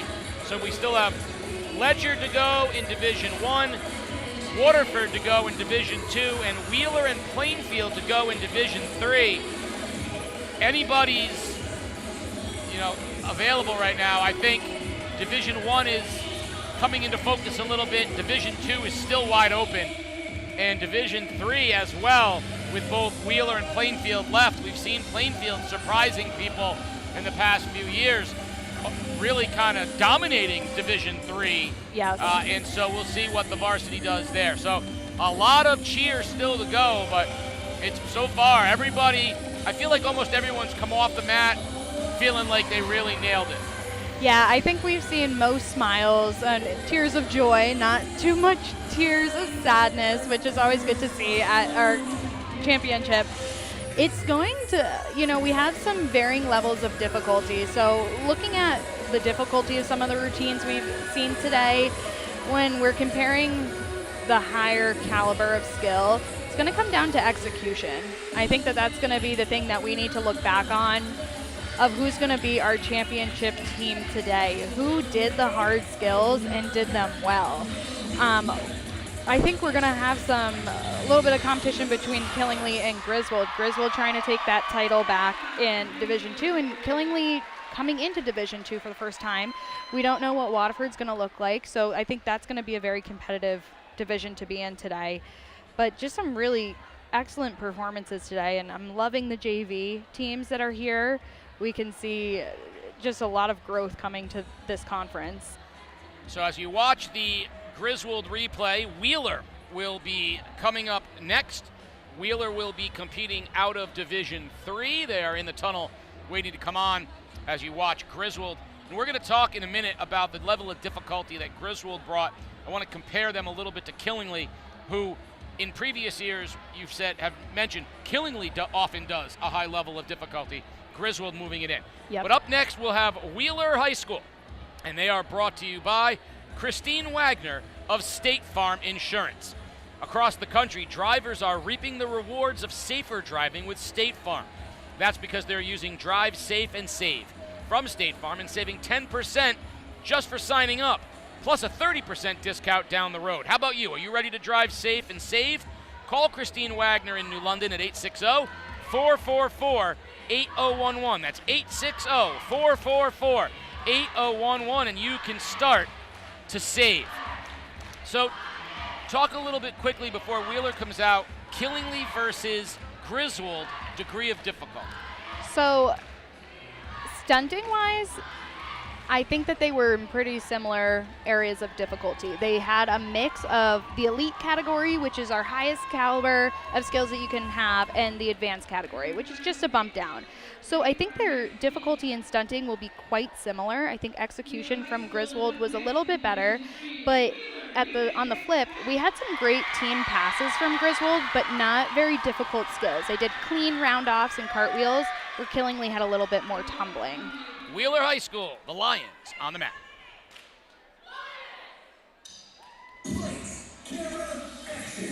Watch for a high level of choreography in this particular routine. Really a pretty toe touch toss at the beginning, and I think that's head coach Sherry's favorite part of the routine. Sophomore flyer Lexi has really stepped up for them and been able to bring this routine home. We have 7 on the mat. Wheeler is one of the smallest schools in the state. So this is a school that definitely should be taking advantage of having that smaller number on the mat. Well, we've seen, we keep talking about Wheeler being a small school, and yet their teams perform so beautifully, and they all attribute it to the closeness these kids have, because they've all known each other since kindergarten, and they're all super tight. Really great voices from a small team, and it says a lot that these girls have been together so much, and Wheeler cheerleaders are at a lot of events for their school, as everyone else is, but you spend so much time together that you have to create that relationship and that family atmosphere. Tumbling across the front as we head into an extended arabesque with a really good fight on that to get that rewind in. Double 9 jump, we don't get to see those a lot anymore. We have some cartwheels and roundoffs going on there, and a nice roundoff double handspring down the middle with a cute little motion at the end. A little kiss to the judges. Can't go wrong with that. Good use of the mat again. I'm really loving the formations that we're seeing from teams today.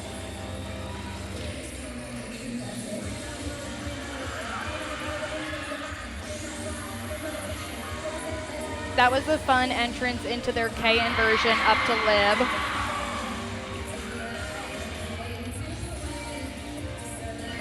Switch up, hitting that heel stretch, and quick high to high.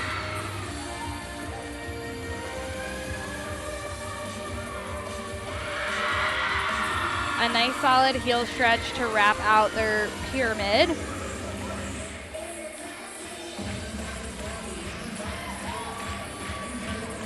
I just love the energy from Wheeler. They are really fun to watch.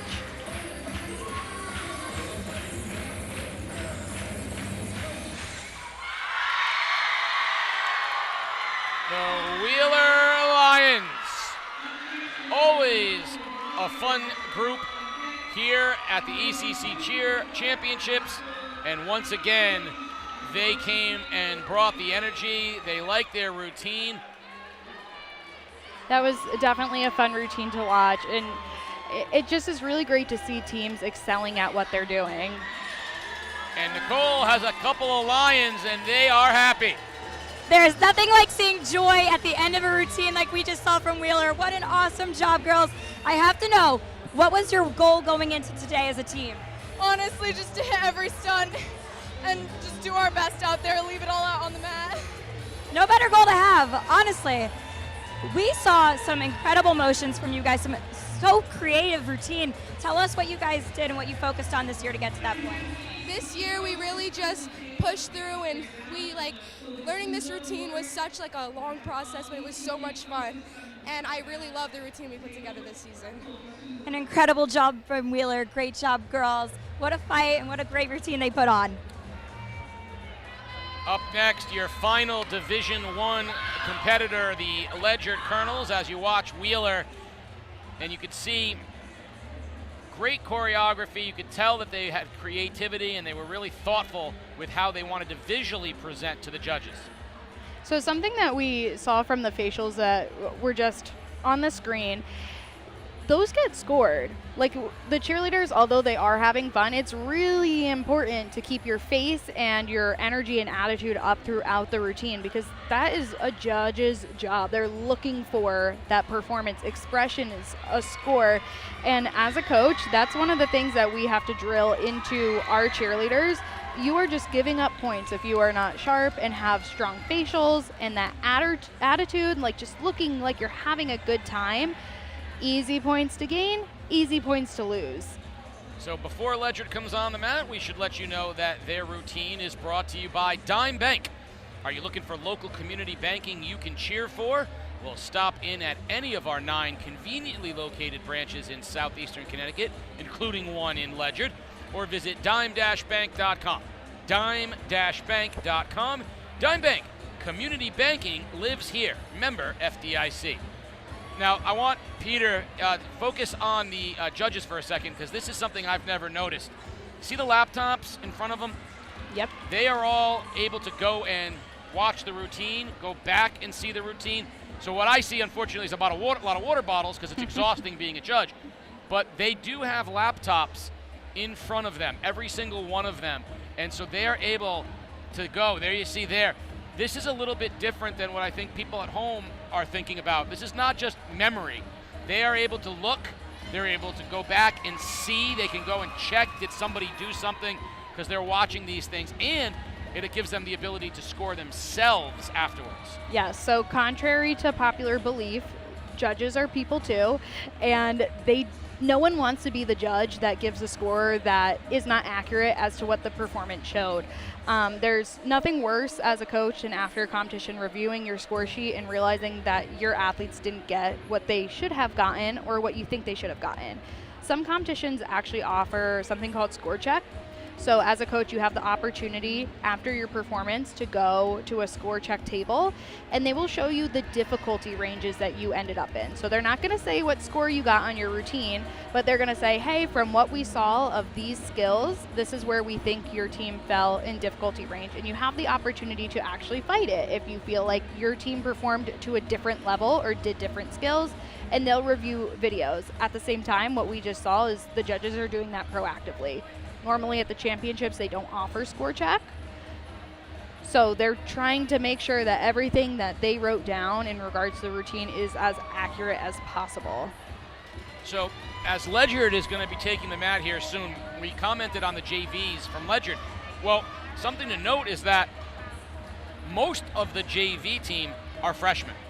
So they have this huge crop of incoming freshmen who they're developing right now. This is the first time that Ledyard has ever fostered both a JV and a competitive varsity team. So yes, that is really developing a program. You see the JV team there. We saw how excited the varsity girls were for the JV girls. Now you're going to have an opportunity to see the JV girls super excited for the varsity girls. Ledyard doesn't have expectations of winning Division I. They don't have expectations of winning the whole thing.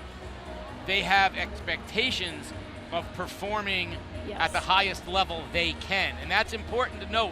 Some teams come in and they're honest. They go, no, we want to win. Mm-hmm. Ledyard's like, the score's the score. We are building something here. We have all these girls. So these varsity girls, for the JV girls watching, this is about the best performance they can put out there. And, the scores are what the scores are. Yeah, and it's funny that you said that, because I've gotten to see Ledyard a couple times this season, and they do have a good level of skills that they're doing, and they've been pretty consistent. They have a new head coach this year. He's been doing an incredible job building up both the teams. And something that we've seen in the past, and we might even see this year, is within Division I, we might have our top 2 or 3 scores of the day. So it's a tough division to be placed in, because in another one you might have taken the win. but it's a testament to those schools and the programs that they've either built up or are working on building up. And I wouldn't be surprised if Ledyard had a good performance today. They're going to be in that higher level of skill and score that we've seen. So right now, without giving away anything, I would have 3 of the top 5 scores coming out of Division 1. I would agree. I think that there is a couple of Division 2 teams that are also in that top 5. But the Division 3 teams, of course, they lost Bacon Academy, so it's only been Putnam and Montville so far. Wheeler is Division 3 as well, and then we'll add Plainfield. So I think right now, within the divisions, there are some competition. Yes. But like you said, the overall points would not surprise me to see 1, 2, and 4 or something like that coming out of Division 1. I agree. Although Division 3's put on some great routines today, the difficulty level hasn't been there. So although they'll have a divisional winner, which will be super exciting, I don't think they're really going to reach the caliber that the Division 1 teams have been at today. 7 Ledyard Colonels on the mat. And they have a love theme routine.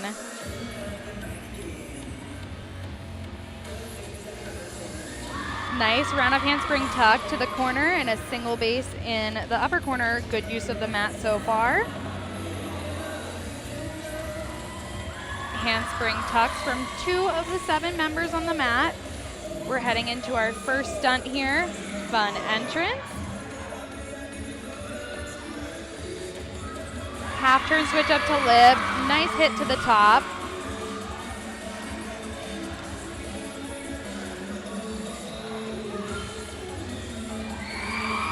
Really pretty lip, high to high, fighting to keep that in the air. Great work on that.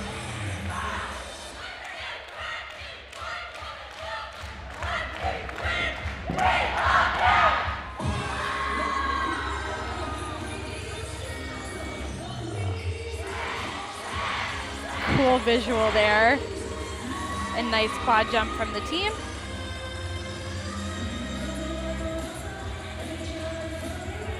So we have another stunt group in the upper corner, a low to high to stretch, fighting to keep that at the top.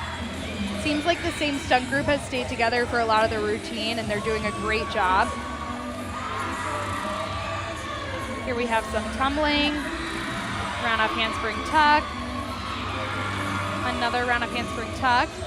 So I believe there were 3 handsprings of 7 going there, so that's a good place to be. And a little ribbon action as well. Yes. You can have the props. Nice single base at the top. We had a little bit of a struggle there, but we're going to transition into the next piece of our pyramid. Half turn, switch up to lip, fighting to stay in there.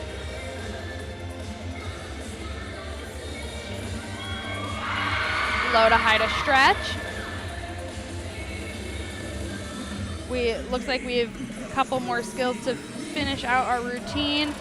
Nice height on that kick ball. Into the dance, of course. Fun song to have your dance to.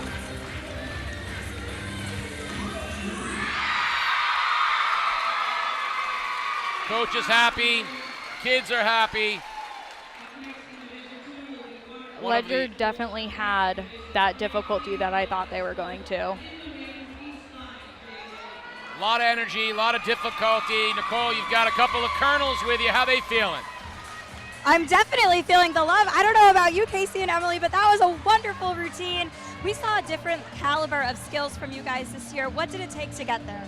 It took a lot of practice. We really started to build our foundation last year with just switch-ups, and we took it to the next level. We really did. We really put a lot of work into this. Definitely taking to the next level, a next category on the score sheet. How has this year, building off of my question, been so special for you guys? It's just been one heck of a time. It's been injuries through injuries, pushing, and everything. Like, I'm so proud of my team, and I can be so much prouder. So much emotion, so much passion. These ladies did a great job. Wonderful job to Ledyard. That was truly a fabulous performance from Ledyard. We're seeing a couple pieces back. We have some of their tumbling going on. And there's those ribbons that you were talking about, Casey. Yeah, I love props. Gotta keep it fun.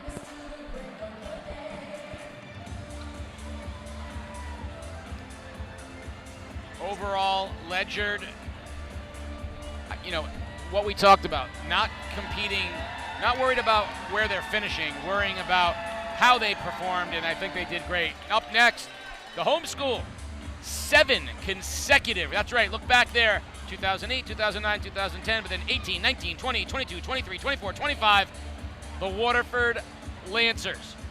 Their routine brought to you by Mission to Admission. You know, the road to college is scary for both students and their loved ones, but Mission to Admission College Consulting, it's your one-stop shop to alleviate all those fears and help your student navigate the college process. Mission to Admission will help students fill out applications, develop the college list, write and edit college essays, even guide students with athletic recruiting and support with conservatories. Most importantly, they can help guide students with gaining scholarships and give students and families the confidence to move forward. They have over 25 years of experience. Mission to Admission will get you results with a personal touch. And I gotta say, with my own personal touch, Mission to Admission does an amazing job. And it's one of the things, as a parent who has a freshman in college, this is one of the scariest processes out there. And folks, if you're scared about the college process, or you're a kid scared about the college process, give Mission to Admission a call and go and Google them and talk to them, because they're going to help you alleviate a lot of that fear. You know, the scholarships, the essays, all of that doesn't have to be scary. You can go to Mission to Admission. There you see Kirsten Maskell, the Waterford coach. Now they're going to take the mat with only 7. They started off with 11. That's 4 kids. Now 7 is that magic number. That magic number. And she said it was a very difficult choice. My guess is they probably had maybe 8 or 9 healthy. Right. And you cut it to 7 because it's what's best for the team, and that's very challenging. She admits they have struggled with tumbling this year, and that is different. You know, we'll dominate 2026. She said they want their 8th consecutive ECC championship. But beyond that, what the struggles have done, she said this team is the closest team. She said they are truly a family. They are so bonded over the adversity of maybe not being the most dominant team. Other Waterford teams have rolled into here like sky's the limit. Yep. These guys have had to overcome not only the injuries, but some legitimate tumbling issues that have caused them in other championships to sort of modify what they do. But they're coming in here competing out of Division 2. They're going to have to overcome Killingly and Griswold, and she thinks they can do it. It's going to take all 7 to max out. Yeah, and we've seen a good level of stunts from the others in Division 2 today. We will really need to see Waterford with their 7 on the mat do a full stack of elite skills and have that tumbling that Killingly had. And like you've said, with 7, side note, the reason that 7's the magic number is because for every 4 athletes you have on the mat, that is 1 stunt group. So if you have 8 on the mat, you have to put 2 groups up.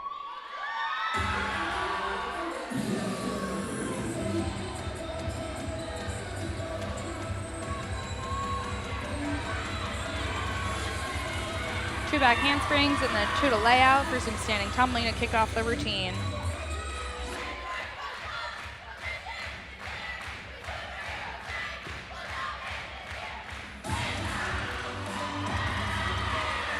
Good motions and voices in their cheer.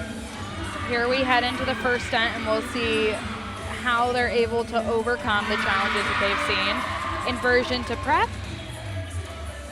Nice and clean rewind down. They seem pretty happy with how they've started the routine.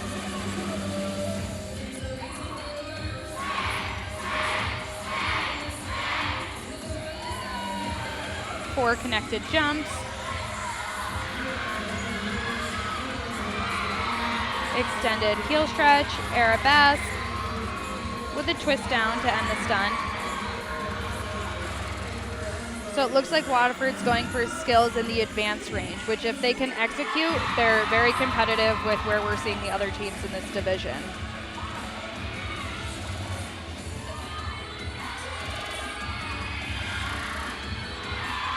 Nice, pretty round-off layout to wrap up tumbling. And although they have struggled with tumbling this year, they have everyone on the mat tumbling. Great switch up to stretch. Coaches were very happy with that. Coming to some pyramid skills. Low to high. High to high to stretch. Bit of an issue there with that catch and release. Looks like we're loading up for a single base. Or single base switch up. Great job to that base getting under it. And a high to high single base. Not an easy skill to do.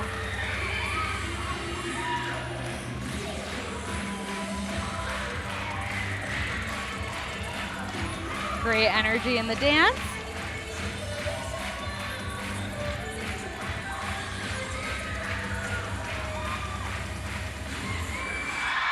The Lancers. Coaches feel like half relief, yes, half I was just joy. going to say, that is a hug of relief. They did it, and they made it through the routine. But it was a good performance. It was, and they're going to come over and talk with Nicole, and that just felt like some catharsis, a little bit of relief after that routine. Nicole. Honestly, that was a great job from Waterford, and like you said, you made it through, you did it, and now you get to relax. I really noticed in your music, you guys have some great songs. How does your music help motivate you to get through the routine? Well, our theme is superheroes, so we try to have very powerful songs to motivate us to do good.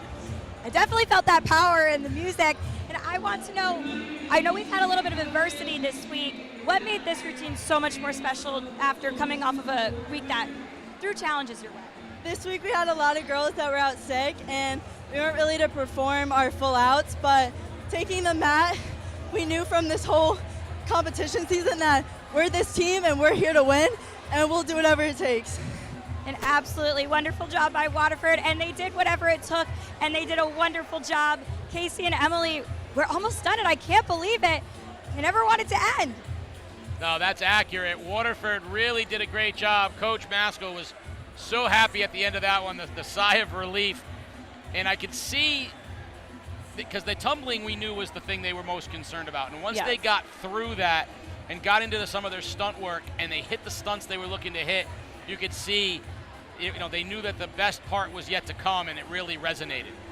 So something that we've gotten to see, and we saw it with Griswold as well, is they're having everyone tumble, even if it's not the handsprings and the tucks that we see from some other teams, which is another really good building mechanism, because now the expectation for high school cheerleaders is pretty much that you need to have a back handspring. That's what a lot of coaches are going for. But when you don't have it, you want to take advantage of having everyone of your team doing something so you can gain some tumbling points. When you have 1 of 7 doing a skill, you're really not going to get anything for it. You don't want to make them not do it because they've worked hard to get those skills.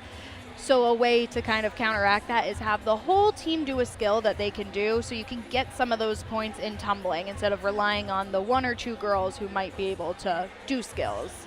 There's the rest of our lineup. Plainfield wraps up the varsity portion of the championships. Then we'll have East Lyme's JV and our 4 unified performances. And then we're going to find out your Division 3, 2, 1, and overall champions today. Up next, rounding us out, competing in Division 3, the Plainfield Panthers, brought to you by the Guard Arts Center.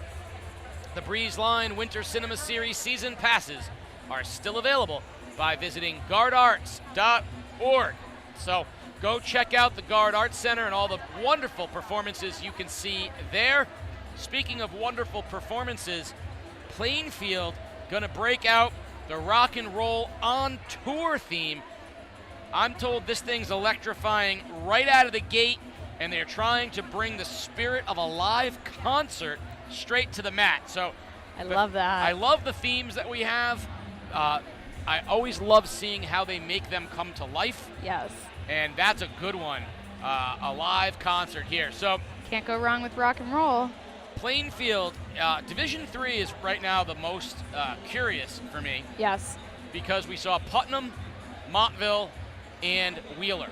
And the level of difficulty, the point is a little lower in the Division III teams. They all did a decent job, and I feel like Montville tried higher levels, but Putnam was maybe a cleaner routine. Wheeler somewhere in the middle there, and I'll be very interested to see. Again, I go off of 70%. The 70% of what I go off of is what you've taught me and what I've learned from doing the competition over 5 years, and the other 30% is just kind of this feel that I have by seeing the coaches' reactions, seeing the sort of the energy that came to the judges, and I just kind of, you get a feel sometimes off of how the coaches react and the kids react to, like, okay, they really, really thought they nailed one there. Yes, and I'll be so honest, those reactions I do think help the perspective of your routine. When you come off the mat disappointed, the judges are like, oh, what did we miss? What did they miss? What went wrong? As opposed to when you have that joy, and you can't fake joy. We can't all hug and have tears of joy after performance. If it didn't happen, it didn't happen. But when you have that reaction, it helps with those subjective scores, which we love in cheerleading. It's that energy, that creativity, and those little pieces that have a little bit more subjectivity. So let's not forget last year, your predictions were better than mine. No, I haven't forgotten. They were better than mine. Because I get a little nitty gritty with that difficulty, and you see that passion. I think, honestly, I do 70-30. You do 95-5. Yes. 95% of what you're judging is based on your knowledge of this, and that's obviously the better way to go. But I think, to your point, every once in a while, by fine-tuning and locking in on sort of the tenths of a point that you're seeing, you might not miss out on, but the judges might be seeing that little bit of passion and joy coming off the mat, and maybe it's just kind of like enough to sway it just a teeny bit.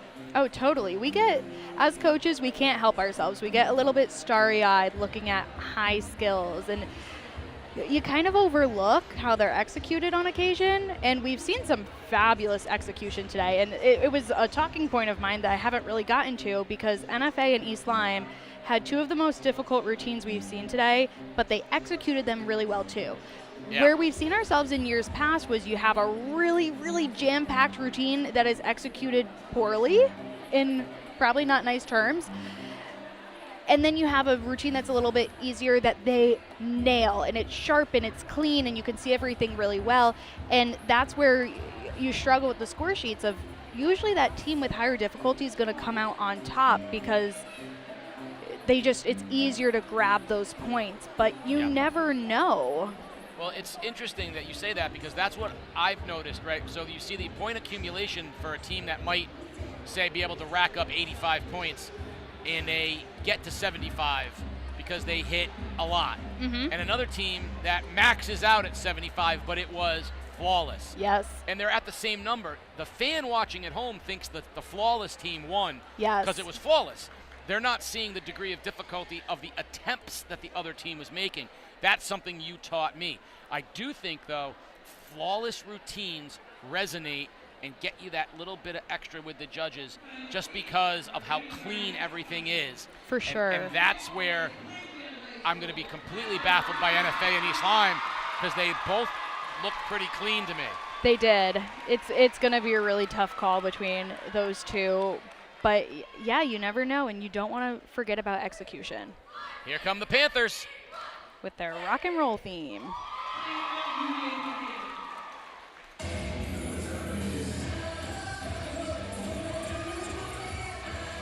I love rock and roll.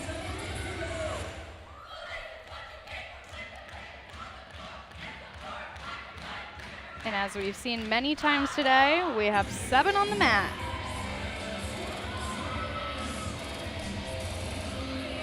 Good energy. We had a handspring over on the side and a couple cartwheels.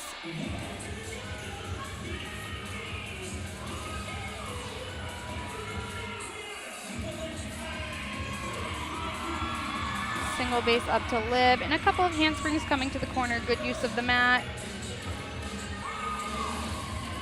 Plainfield's having some good transitional elements. K inversion up to Lib.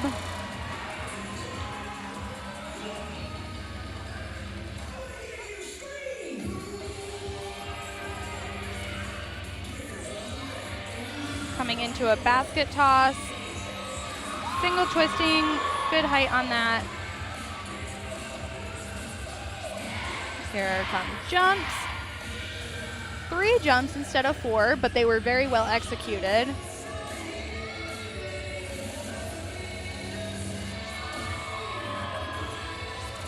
Lib to the top. I think we might have missed a skill coming out of that there, but good recovery.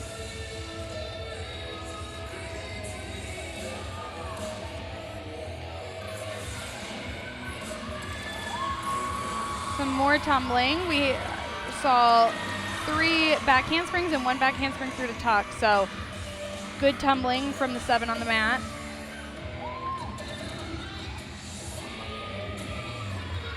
Single base up to the top.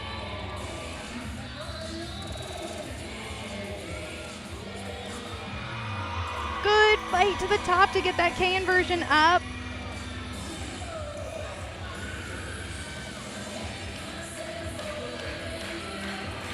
Great dance song.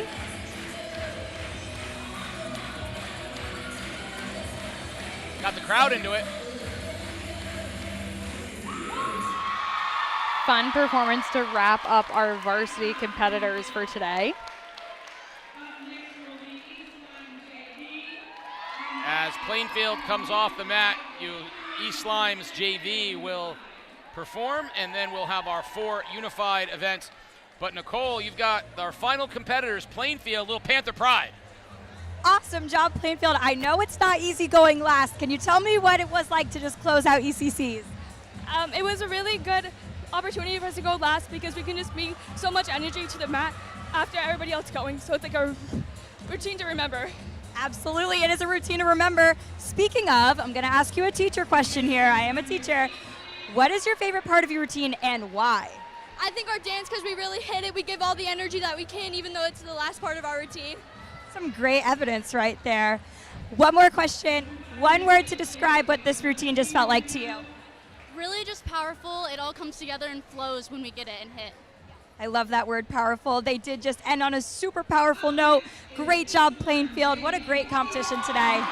Thank you, Nicole. And you did very well in your teacher voice with your teacher questions. Excellent job. And I don't know that I've ever heard anyone say dance isn't their favorite part of the competition. I've never heard anyone go, well, I really like the stunts, because those are hard. Dance is like the end. If dance was the first part of the routine and stunts were the end, I bet you might get stunts as an answer. I think dance ending the routine is why they love it. It's like, I'm done. And everyone's good at it. Everyone gets a part in it. You know, the day that someone says their favorite part of the routine is jumps, I don't know. No words. I'll wait for the day. I know my cheerleaders watching at home absolutely love jumping, and we'll do a lot of jumps Monday at practice, don't you worry. So, as we watch the East Lyme JV, Emily and I are going to try to figure out who our predicted champions are. I don't know that I'll be in nearly as good as I was last year when I nailed everything. And I have to be honest with you, I am really struggling with Division 3. I think I just got my answer, but I'm having a hard time with D3. I feel a little better about D1 and D2, but I might be completely wrong on all counts. So. I don't know. There's a lot to remember from today.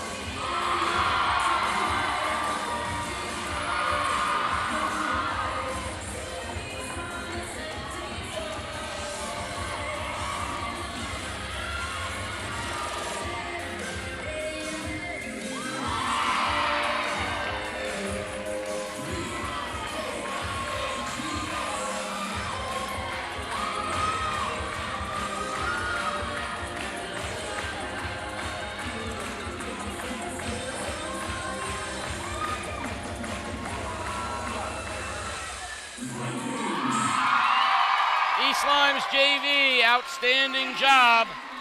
A lot of talent coming up. And a big testament to the program that they've built. A lot of their coaches actually either coach or run the youth program. So they're bridging that gap between those cheerleaders that are starting out in kindergarten and first grade all the way up to high school.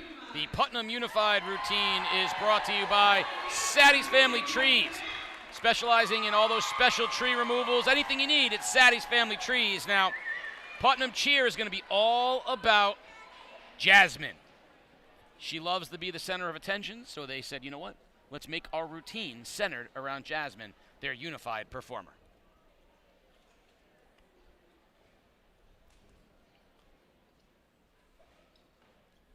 Wow, they're being very patient. It just got very quiet in the gym. Well, this is the best part of the day.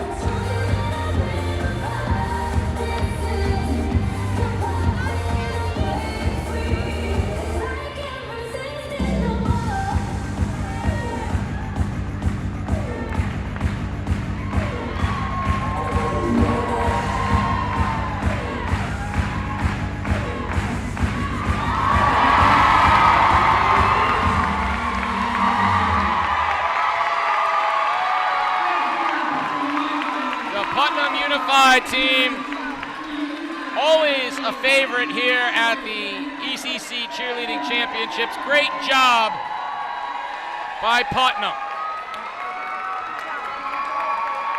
And there you see Jasmine. Best part of the day. Up next will be the NFA Unified team. And NFA's Unified is brought to you by Todd Delicioso Food Truck. Go to the marina in Norwich or down to EB. Go on to Instagram, more importantly, to Todd Delicioso Food Truck. Check out the smoothies, the tropical juices, the acai bowls. You won't be disappointed. It is delicious.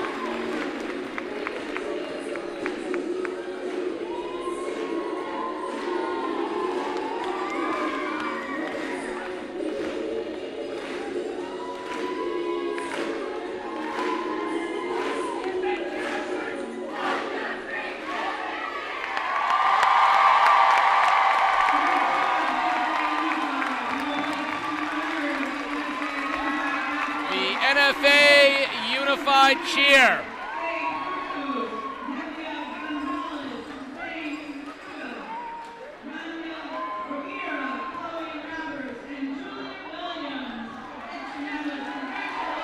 You'll see them head over to tournament director Tim Dilwig, the athletic director at Montville High School. He will present their medals.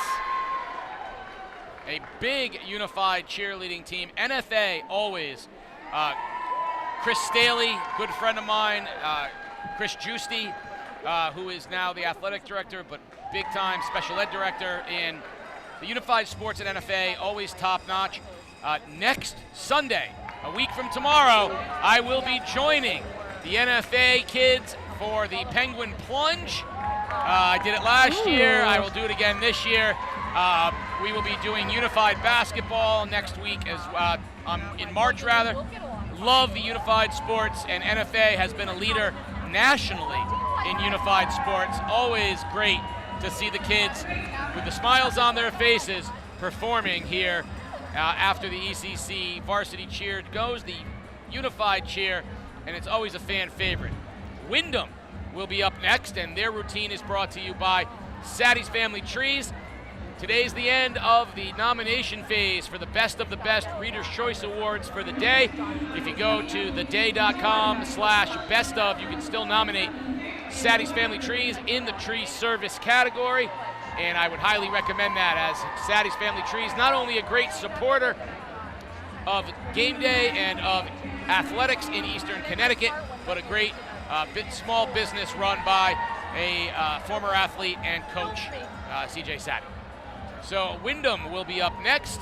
They'll be followed by Waterford, the home team, bringing down, they're closing the event, if you will, and then we'll have our judges giving us, the final say on who wins Division 1, 2, 3, and the overall. And I think it is going to be close. So close. And I think it's going to be close in each division. Yep. I am definitely not feeling as confident as I was last year. Here's Windham, though, and we're going to give the Windham Unified, and then when they're done, you're going to tell me how wrong I probably am.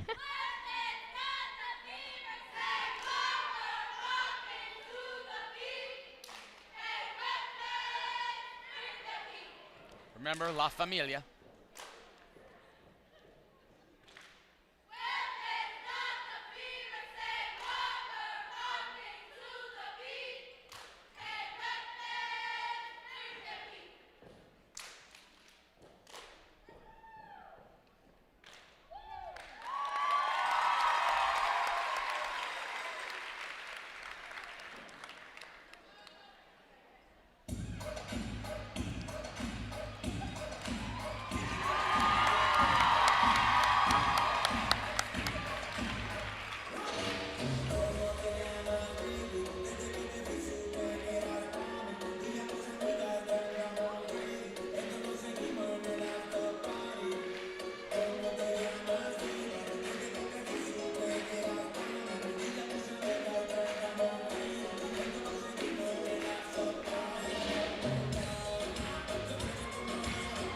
Anytime you break out a little remix of Snow's Informer, you can't go wrong. The great Canadian rapper that is Snow.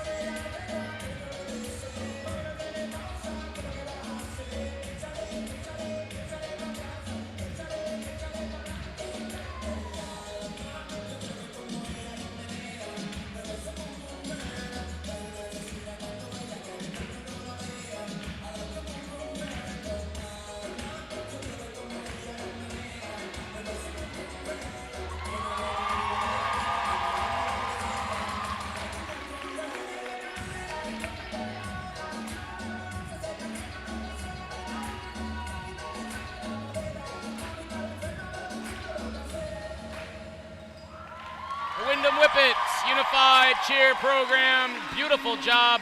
Not only back on the mats, varsity competition. After 12 years, we got unified as well. Beautifully done, and you'll see them get presented with their medals.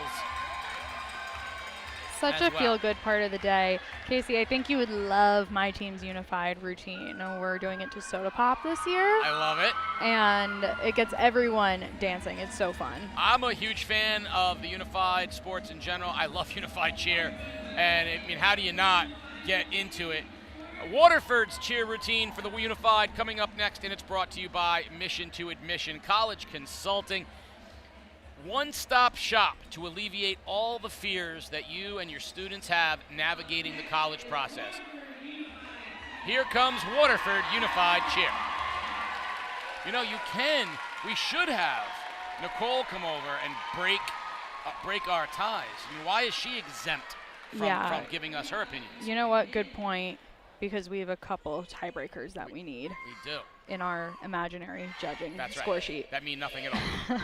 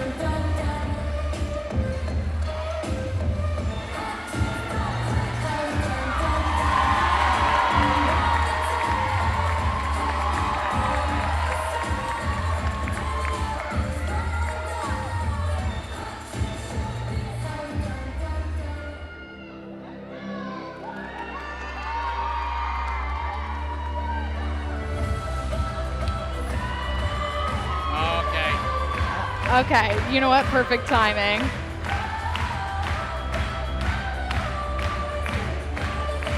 Everyone's clapping. Who doesn't know this song?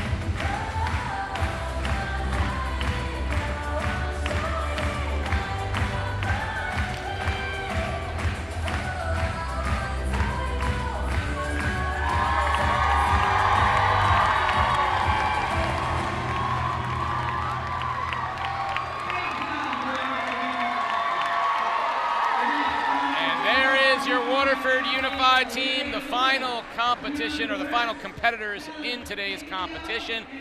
The judges will be sending in their scores, and we're going to take a break where you can see the features on our cheerleaders, and when we come back on the other side, we will have the announcement of our champions.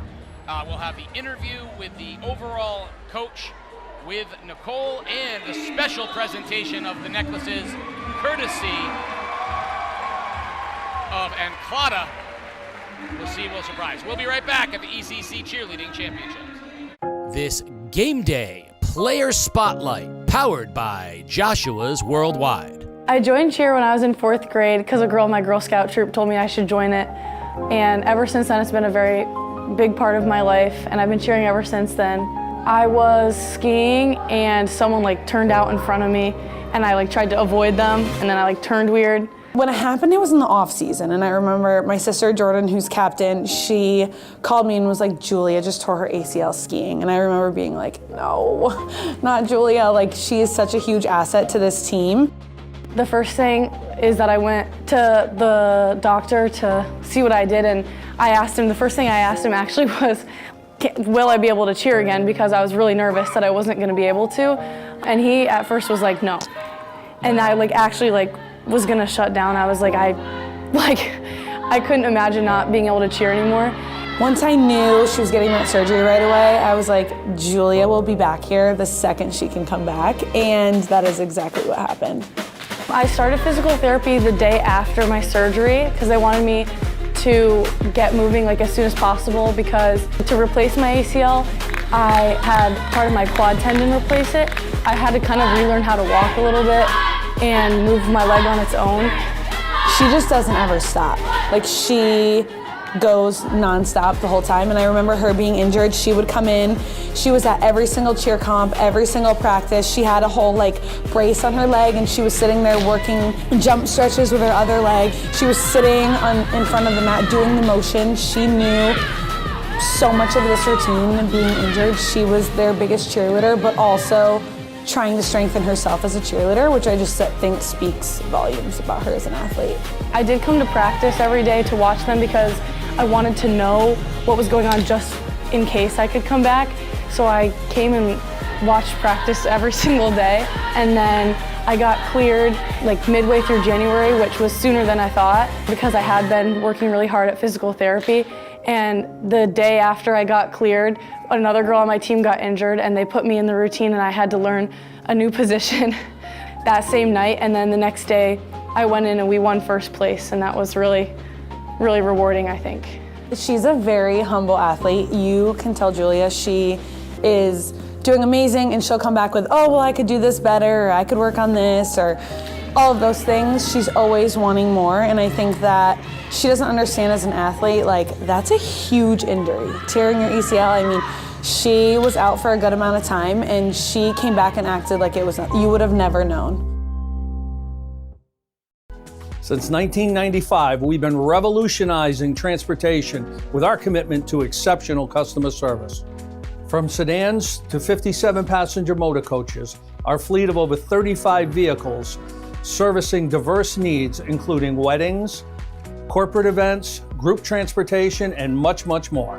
Our 24/7 availability, rigorous safety standards, and state-of-the-art technologies ensures a seamless experience. Join us on your next journey and experience the difference firsthand. At Joshua's Worldwide, we don't just provide a great ride, we deliver peace of mind. This Game Day Player Spotlight, powered by Joshua's Worldwide. She has a crazy work ethic. I don't know how at 18 years old she's doing what she's doing. But in addition to being obviously a full-time student here, she's enrolled in the ag program. So she has extra responsibilities for her SAE, where she's taking care of animals here. We have Frank and Charlotte and Matilda, and they're all related. And then Charlotte recently, at the end of the school year last year, had her daughter Freya and then 2 other boys. And then we have Dolly and Daisy, and they are our sheep. She's taking care of animals at home as well. I don't know if she told you about all of the animals that she has at home, but it's quite an extensive project for her to take care of them. When I was about, oh my gosh, I'd say 6, my mom told us that there was a pig 2 hours away and that he was gonna be killed the next day. So we went and we picked him up. His name's Arnold. He's currently 11 now.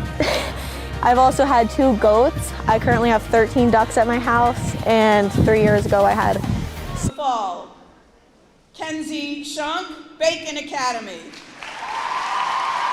they're announcing the ECC Cheer Award winners from the regular season. Also Division III, Rachel Johnson, Montville High School.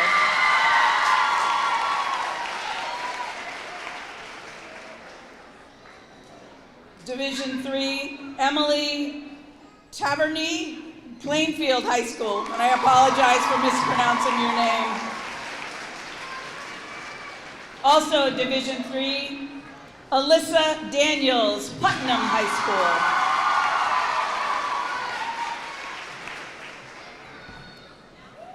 Division II, Lauren Williams, Griswold High School.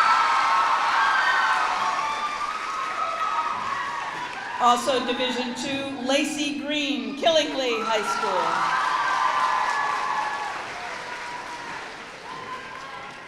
Again in Division II, Rachel Nolan, Stonington High School. Raquel Nolan. Also Division II, Kylie Rassicott, Waterford High School.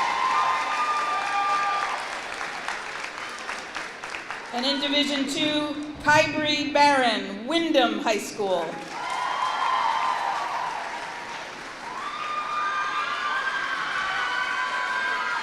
In Division I, McKenna Jacks from East Lyme High School. From Division 1, Michaela Skyers, New London High School. Also in Division 1, Abigail Bettina, NFA.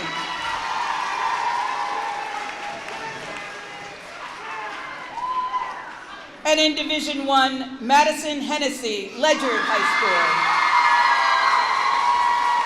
These are your fall sportsmanship winners for 2025-2026.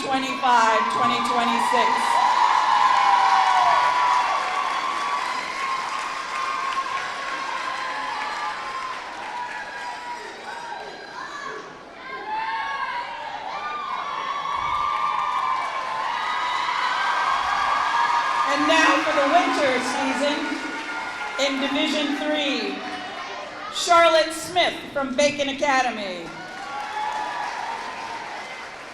Division 3, Anaya Neville Baker from Montville High School.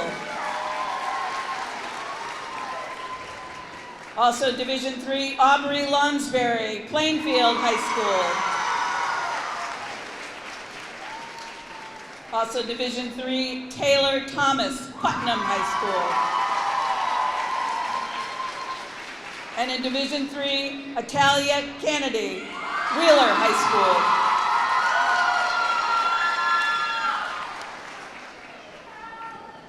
In Division 2, Caitlin McDuffie, Griswold High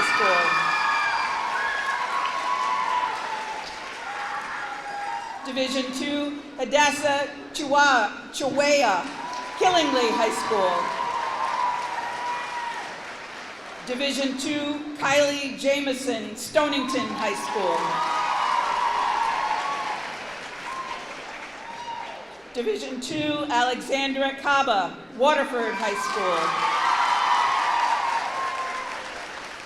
And Division 2, Veronica Mateo Gonzalez, Windham High School.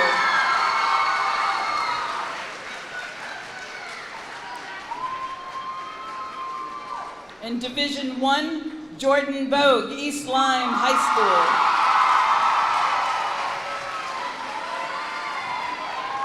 Division 1, Estrella Rivera, New London High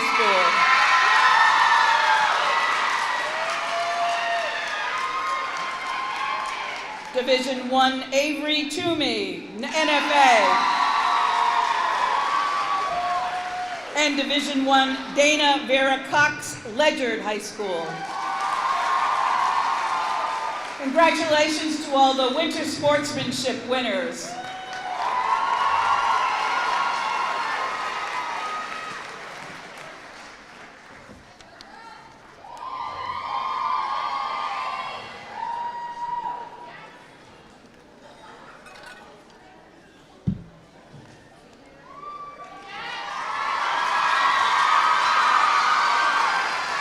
And now for the 2025-2026 Scholar Athlete. For the fall season, Division 3, Alyssa Nelson, Bacon Academy. Also Division 3, Rachel Johnson, Montville High School.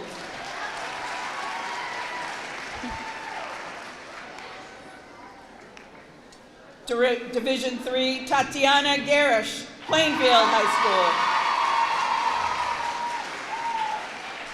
And Division 3, Paige Perry, Putnam High School.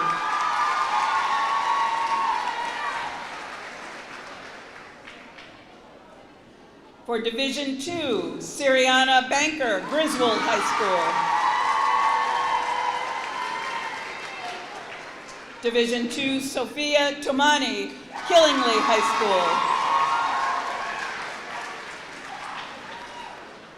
Division 2, Chloe Martin, Stonington High School.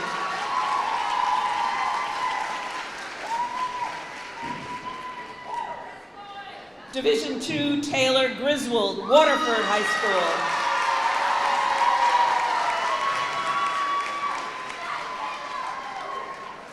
Division 2, Kyrie Barron, Windham High School.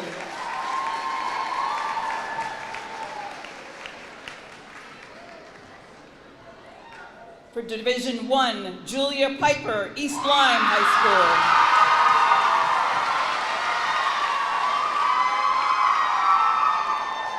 School. Division 1, Jalea Dockery, New London High School.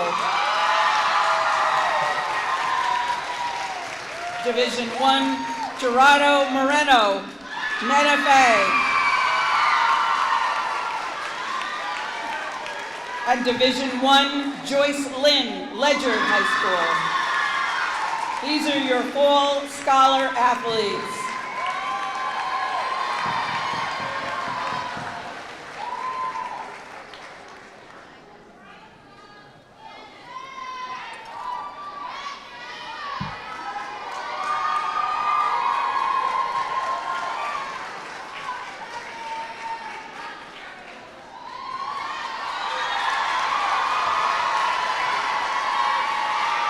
Now for your winter scholar athletes.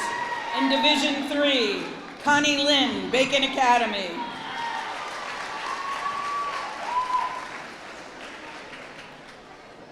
Division 3, Mackenzie Taylor, Montville High School.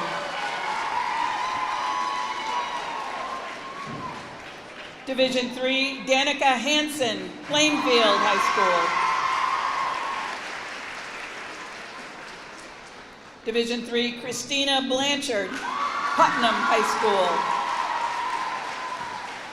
And Division 3, Victoria Kleeman, Wheeler High School.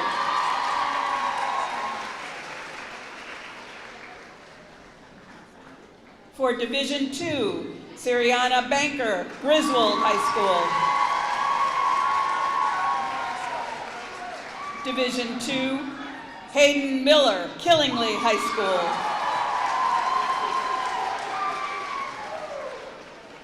Division 2, Jalen Deschamps, Stonington High School.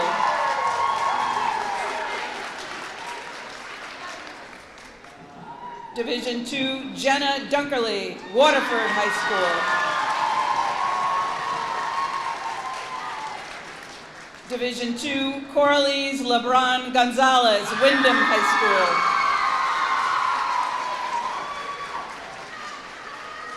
In Division 1, Lily Hyatt, East Lyme High School.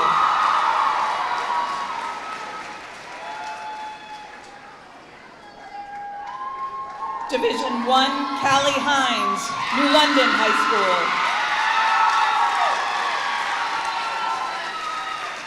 Division 1, Piper Bishop, NFA. And Division 1, Joyce Lynn, Ledyard High School.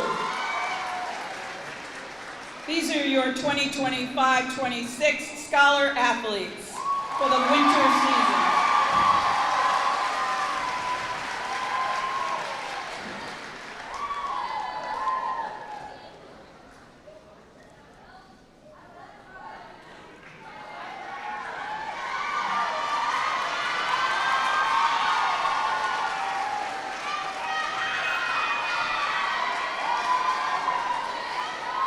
Up next are the 2025 All-Star Honorable Mentions.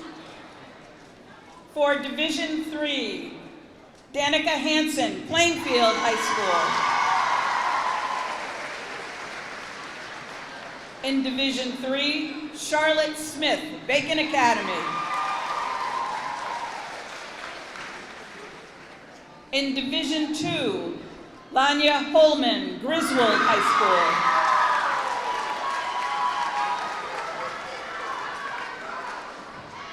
Division 2, Claire Bobbin, Waterford High School. Division 2, Aisha Robinson, Stonington High School.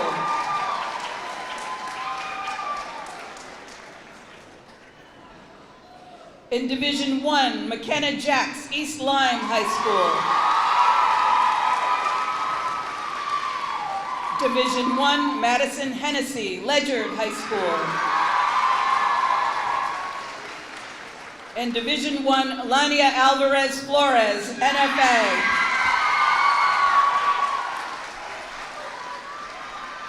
These are your All-Star Honorable Mentions for 2025-26.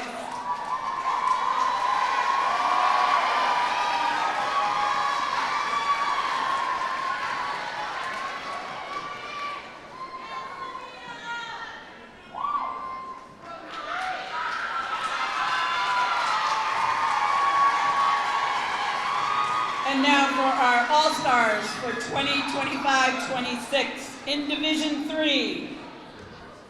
Mackenzie Schunk, Bacon Academy.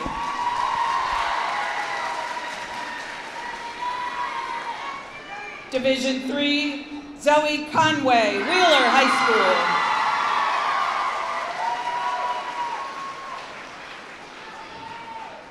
Division 3, Keely Brown, Montville High School.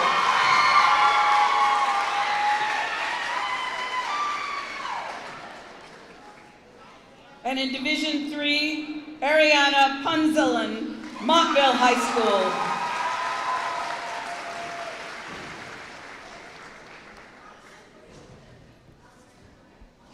Ariana was also the top scorer for Division 3. Division 2, Danielle Chawaya, Killingly High School. Division 2, Sophia Tomini, Killingly High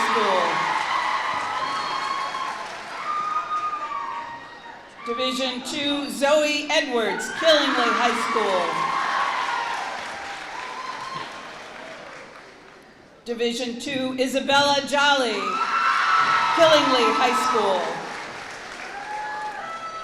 Division 2, Camilla Shakipa, Waterford High School. And Division 2, Sophia Zira, Killingly High School. Sophia is also the top scorer for Division 2.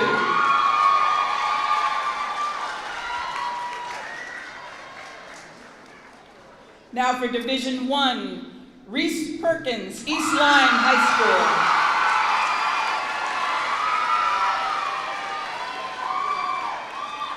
Division 1, Piper Bishop, NFA.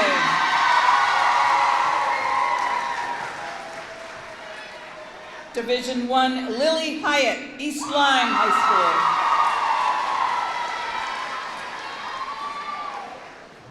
School. Division 1, Anna Prevost, East Lyme High School.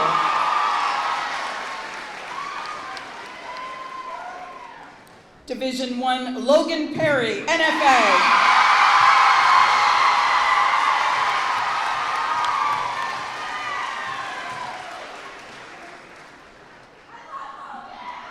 Division 1, Taylor Pelosi, East Lyme High School. Division 1, Avery Toomey, NFA. Avery is also the top scorer in Division 1. Avery is also the overall top scorer for all 3 divisions.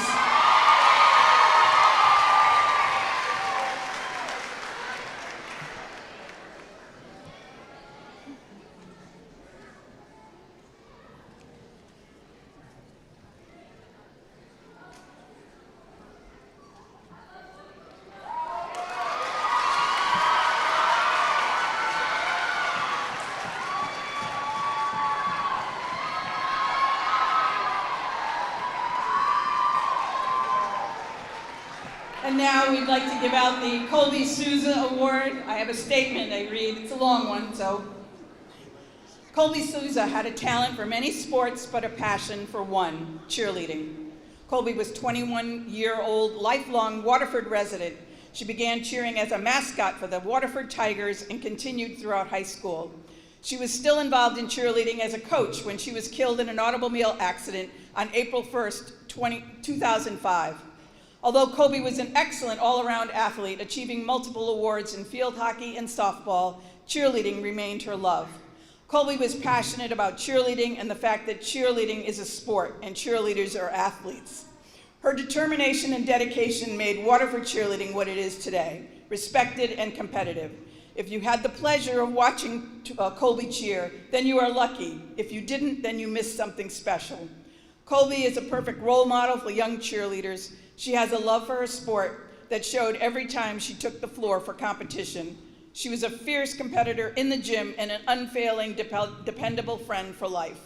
For years, our ECC teams have kept Colby's memory alive with the Colby Souza Spirit Award. It's given to the team with the most spirit and sportsmanship shown toward their fellow competing athletes. We know that Colby is still cheering us on and making sure that we know how to live, laugh, and love every day. And this year's Colby Souza Award winner is Waterford High School.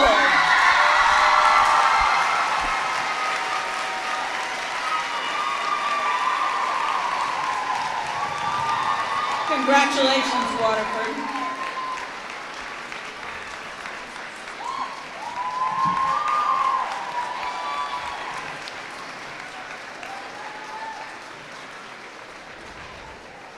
And now what everyone's been waiting for, we will be crowning the Division III, Division II, and Division I champions, and finding out your overall 2026 ECC Cheer champion.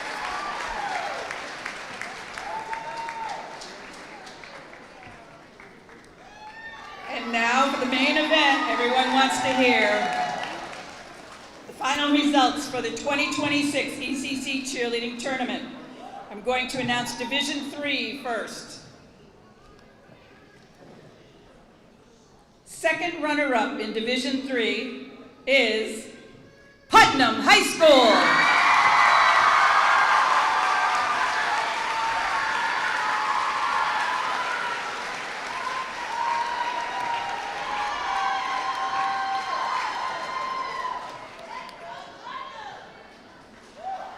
First runner-up in Division III is Plainfield High School.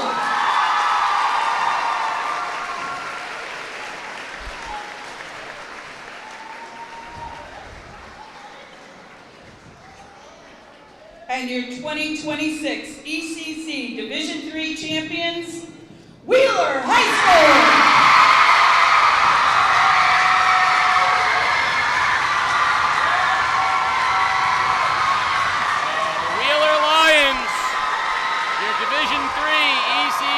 Champions, Putnam third, Plainfield second.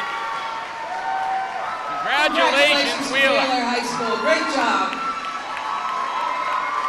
This is a title they've been working for so many years, and well deserved.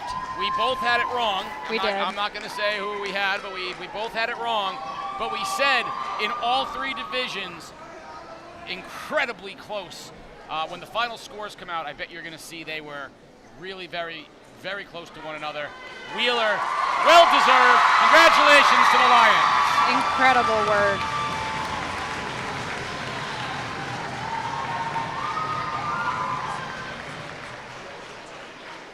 The next division is Division II. In the Division II, second runner-up, Griswold High School.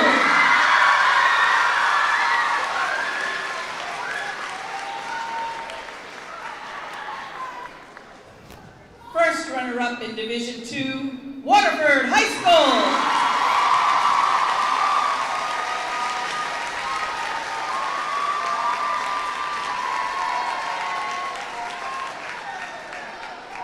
And our 2026 ECC Division II champion, Killingly High School.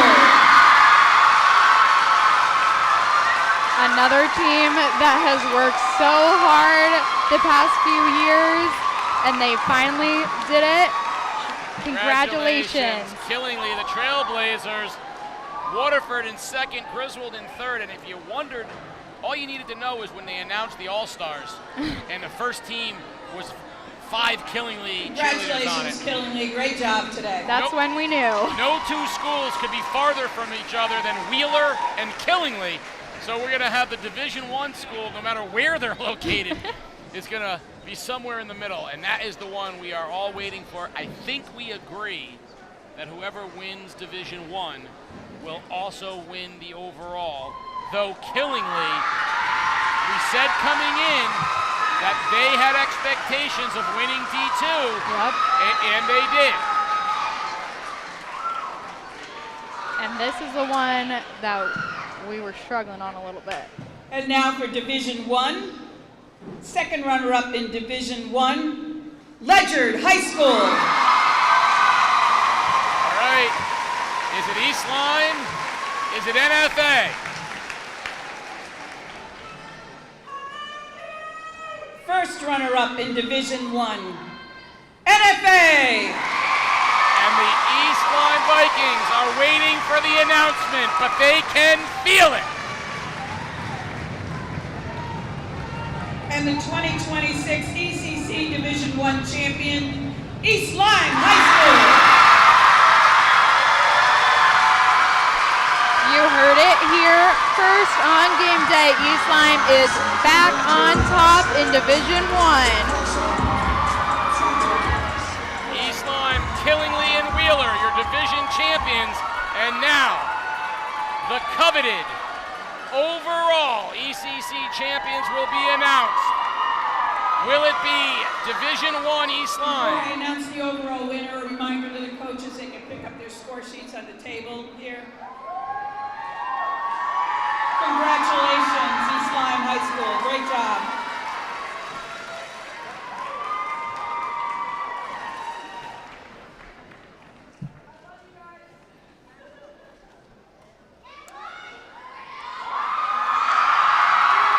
And now for the overall 2026 ECC Cheerleading Champion with a score of 90.1, East Lyme High School. They cracked 90. We broke the 90s, folks.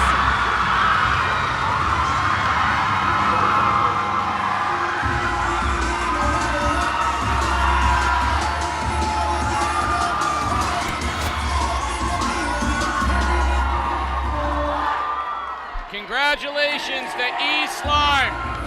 Looking at the scores, each of the division winners had a substantial lead over the next place. Second and third were close. But East Lyme with a huge 10 points over NFA and 12 points over Killingly. A dominating performance for East Lyme. They went to 7.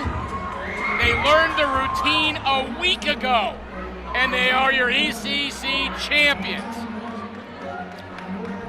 Nicole is going to be speaking with East Lyme's winning coach, and then I'll have a special surprise for them as well. Full moment for East Lyme, no stranger to a title and bringing the title back to East Lyme. We know it's been a crazy week for you guys. What makes this so much more special than any other title you guys have had? I think it has been a long year. I think the girls have worked extremely hard.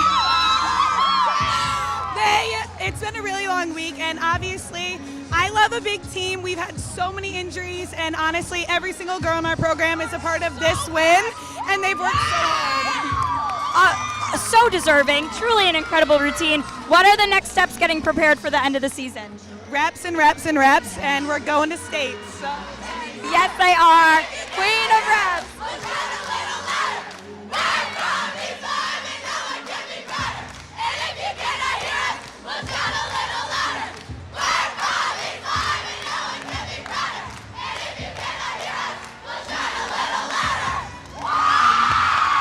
And I think Casey actually has a surprise for you guys from a sponsor.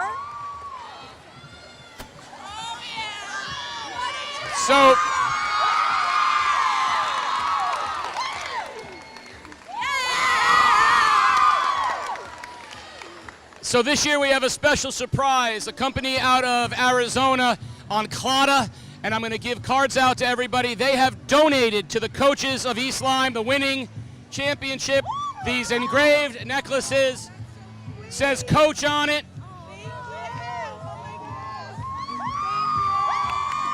You and your coaches will have courtesy of Onclada. Thank you very much.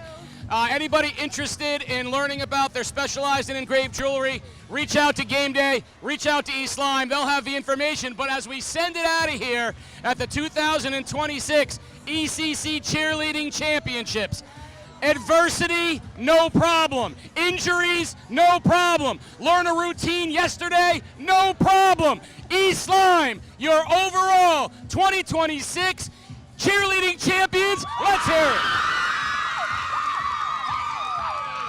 You've been watching Game Day live on theday.com.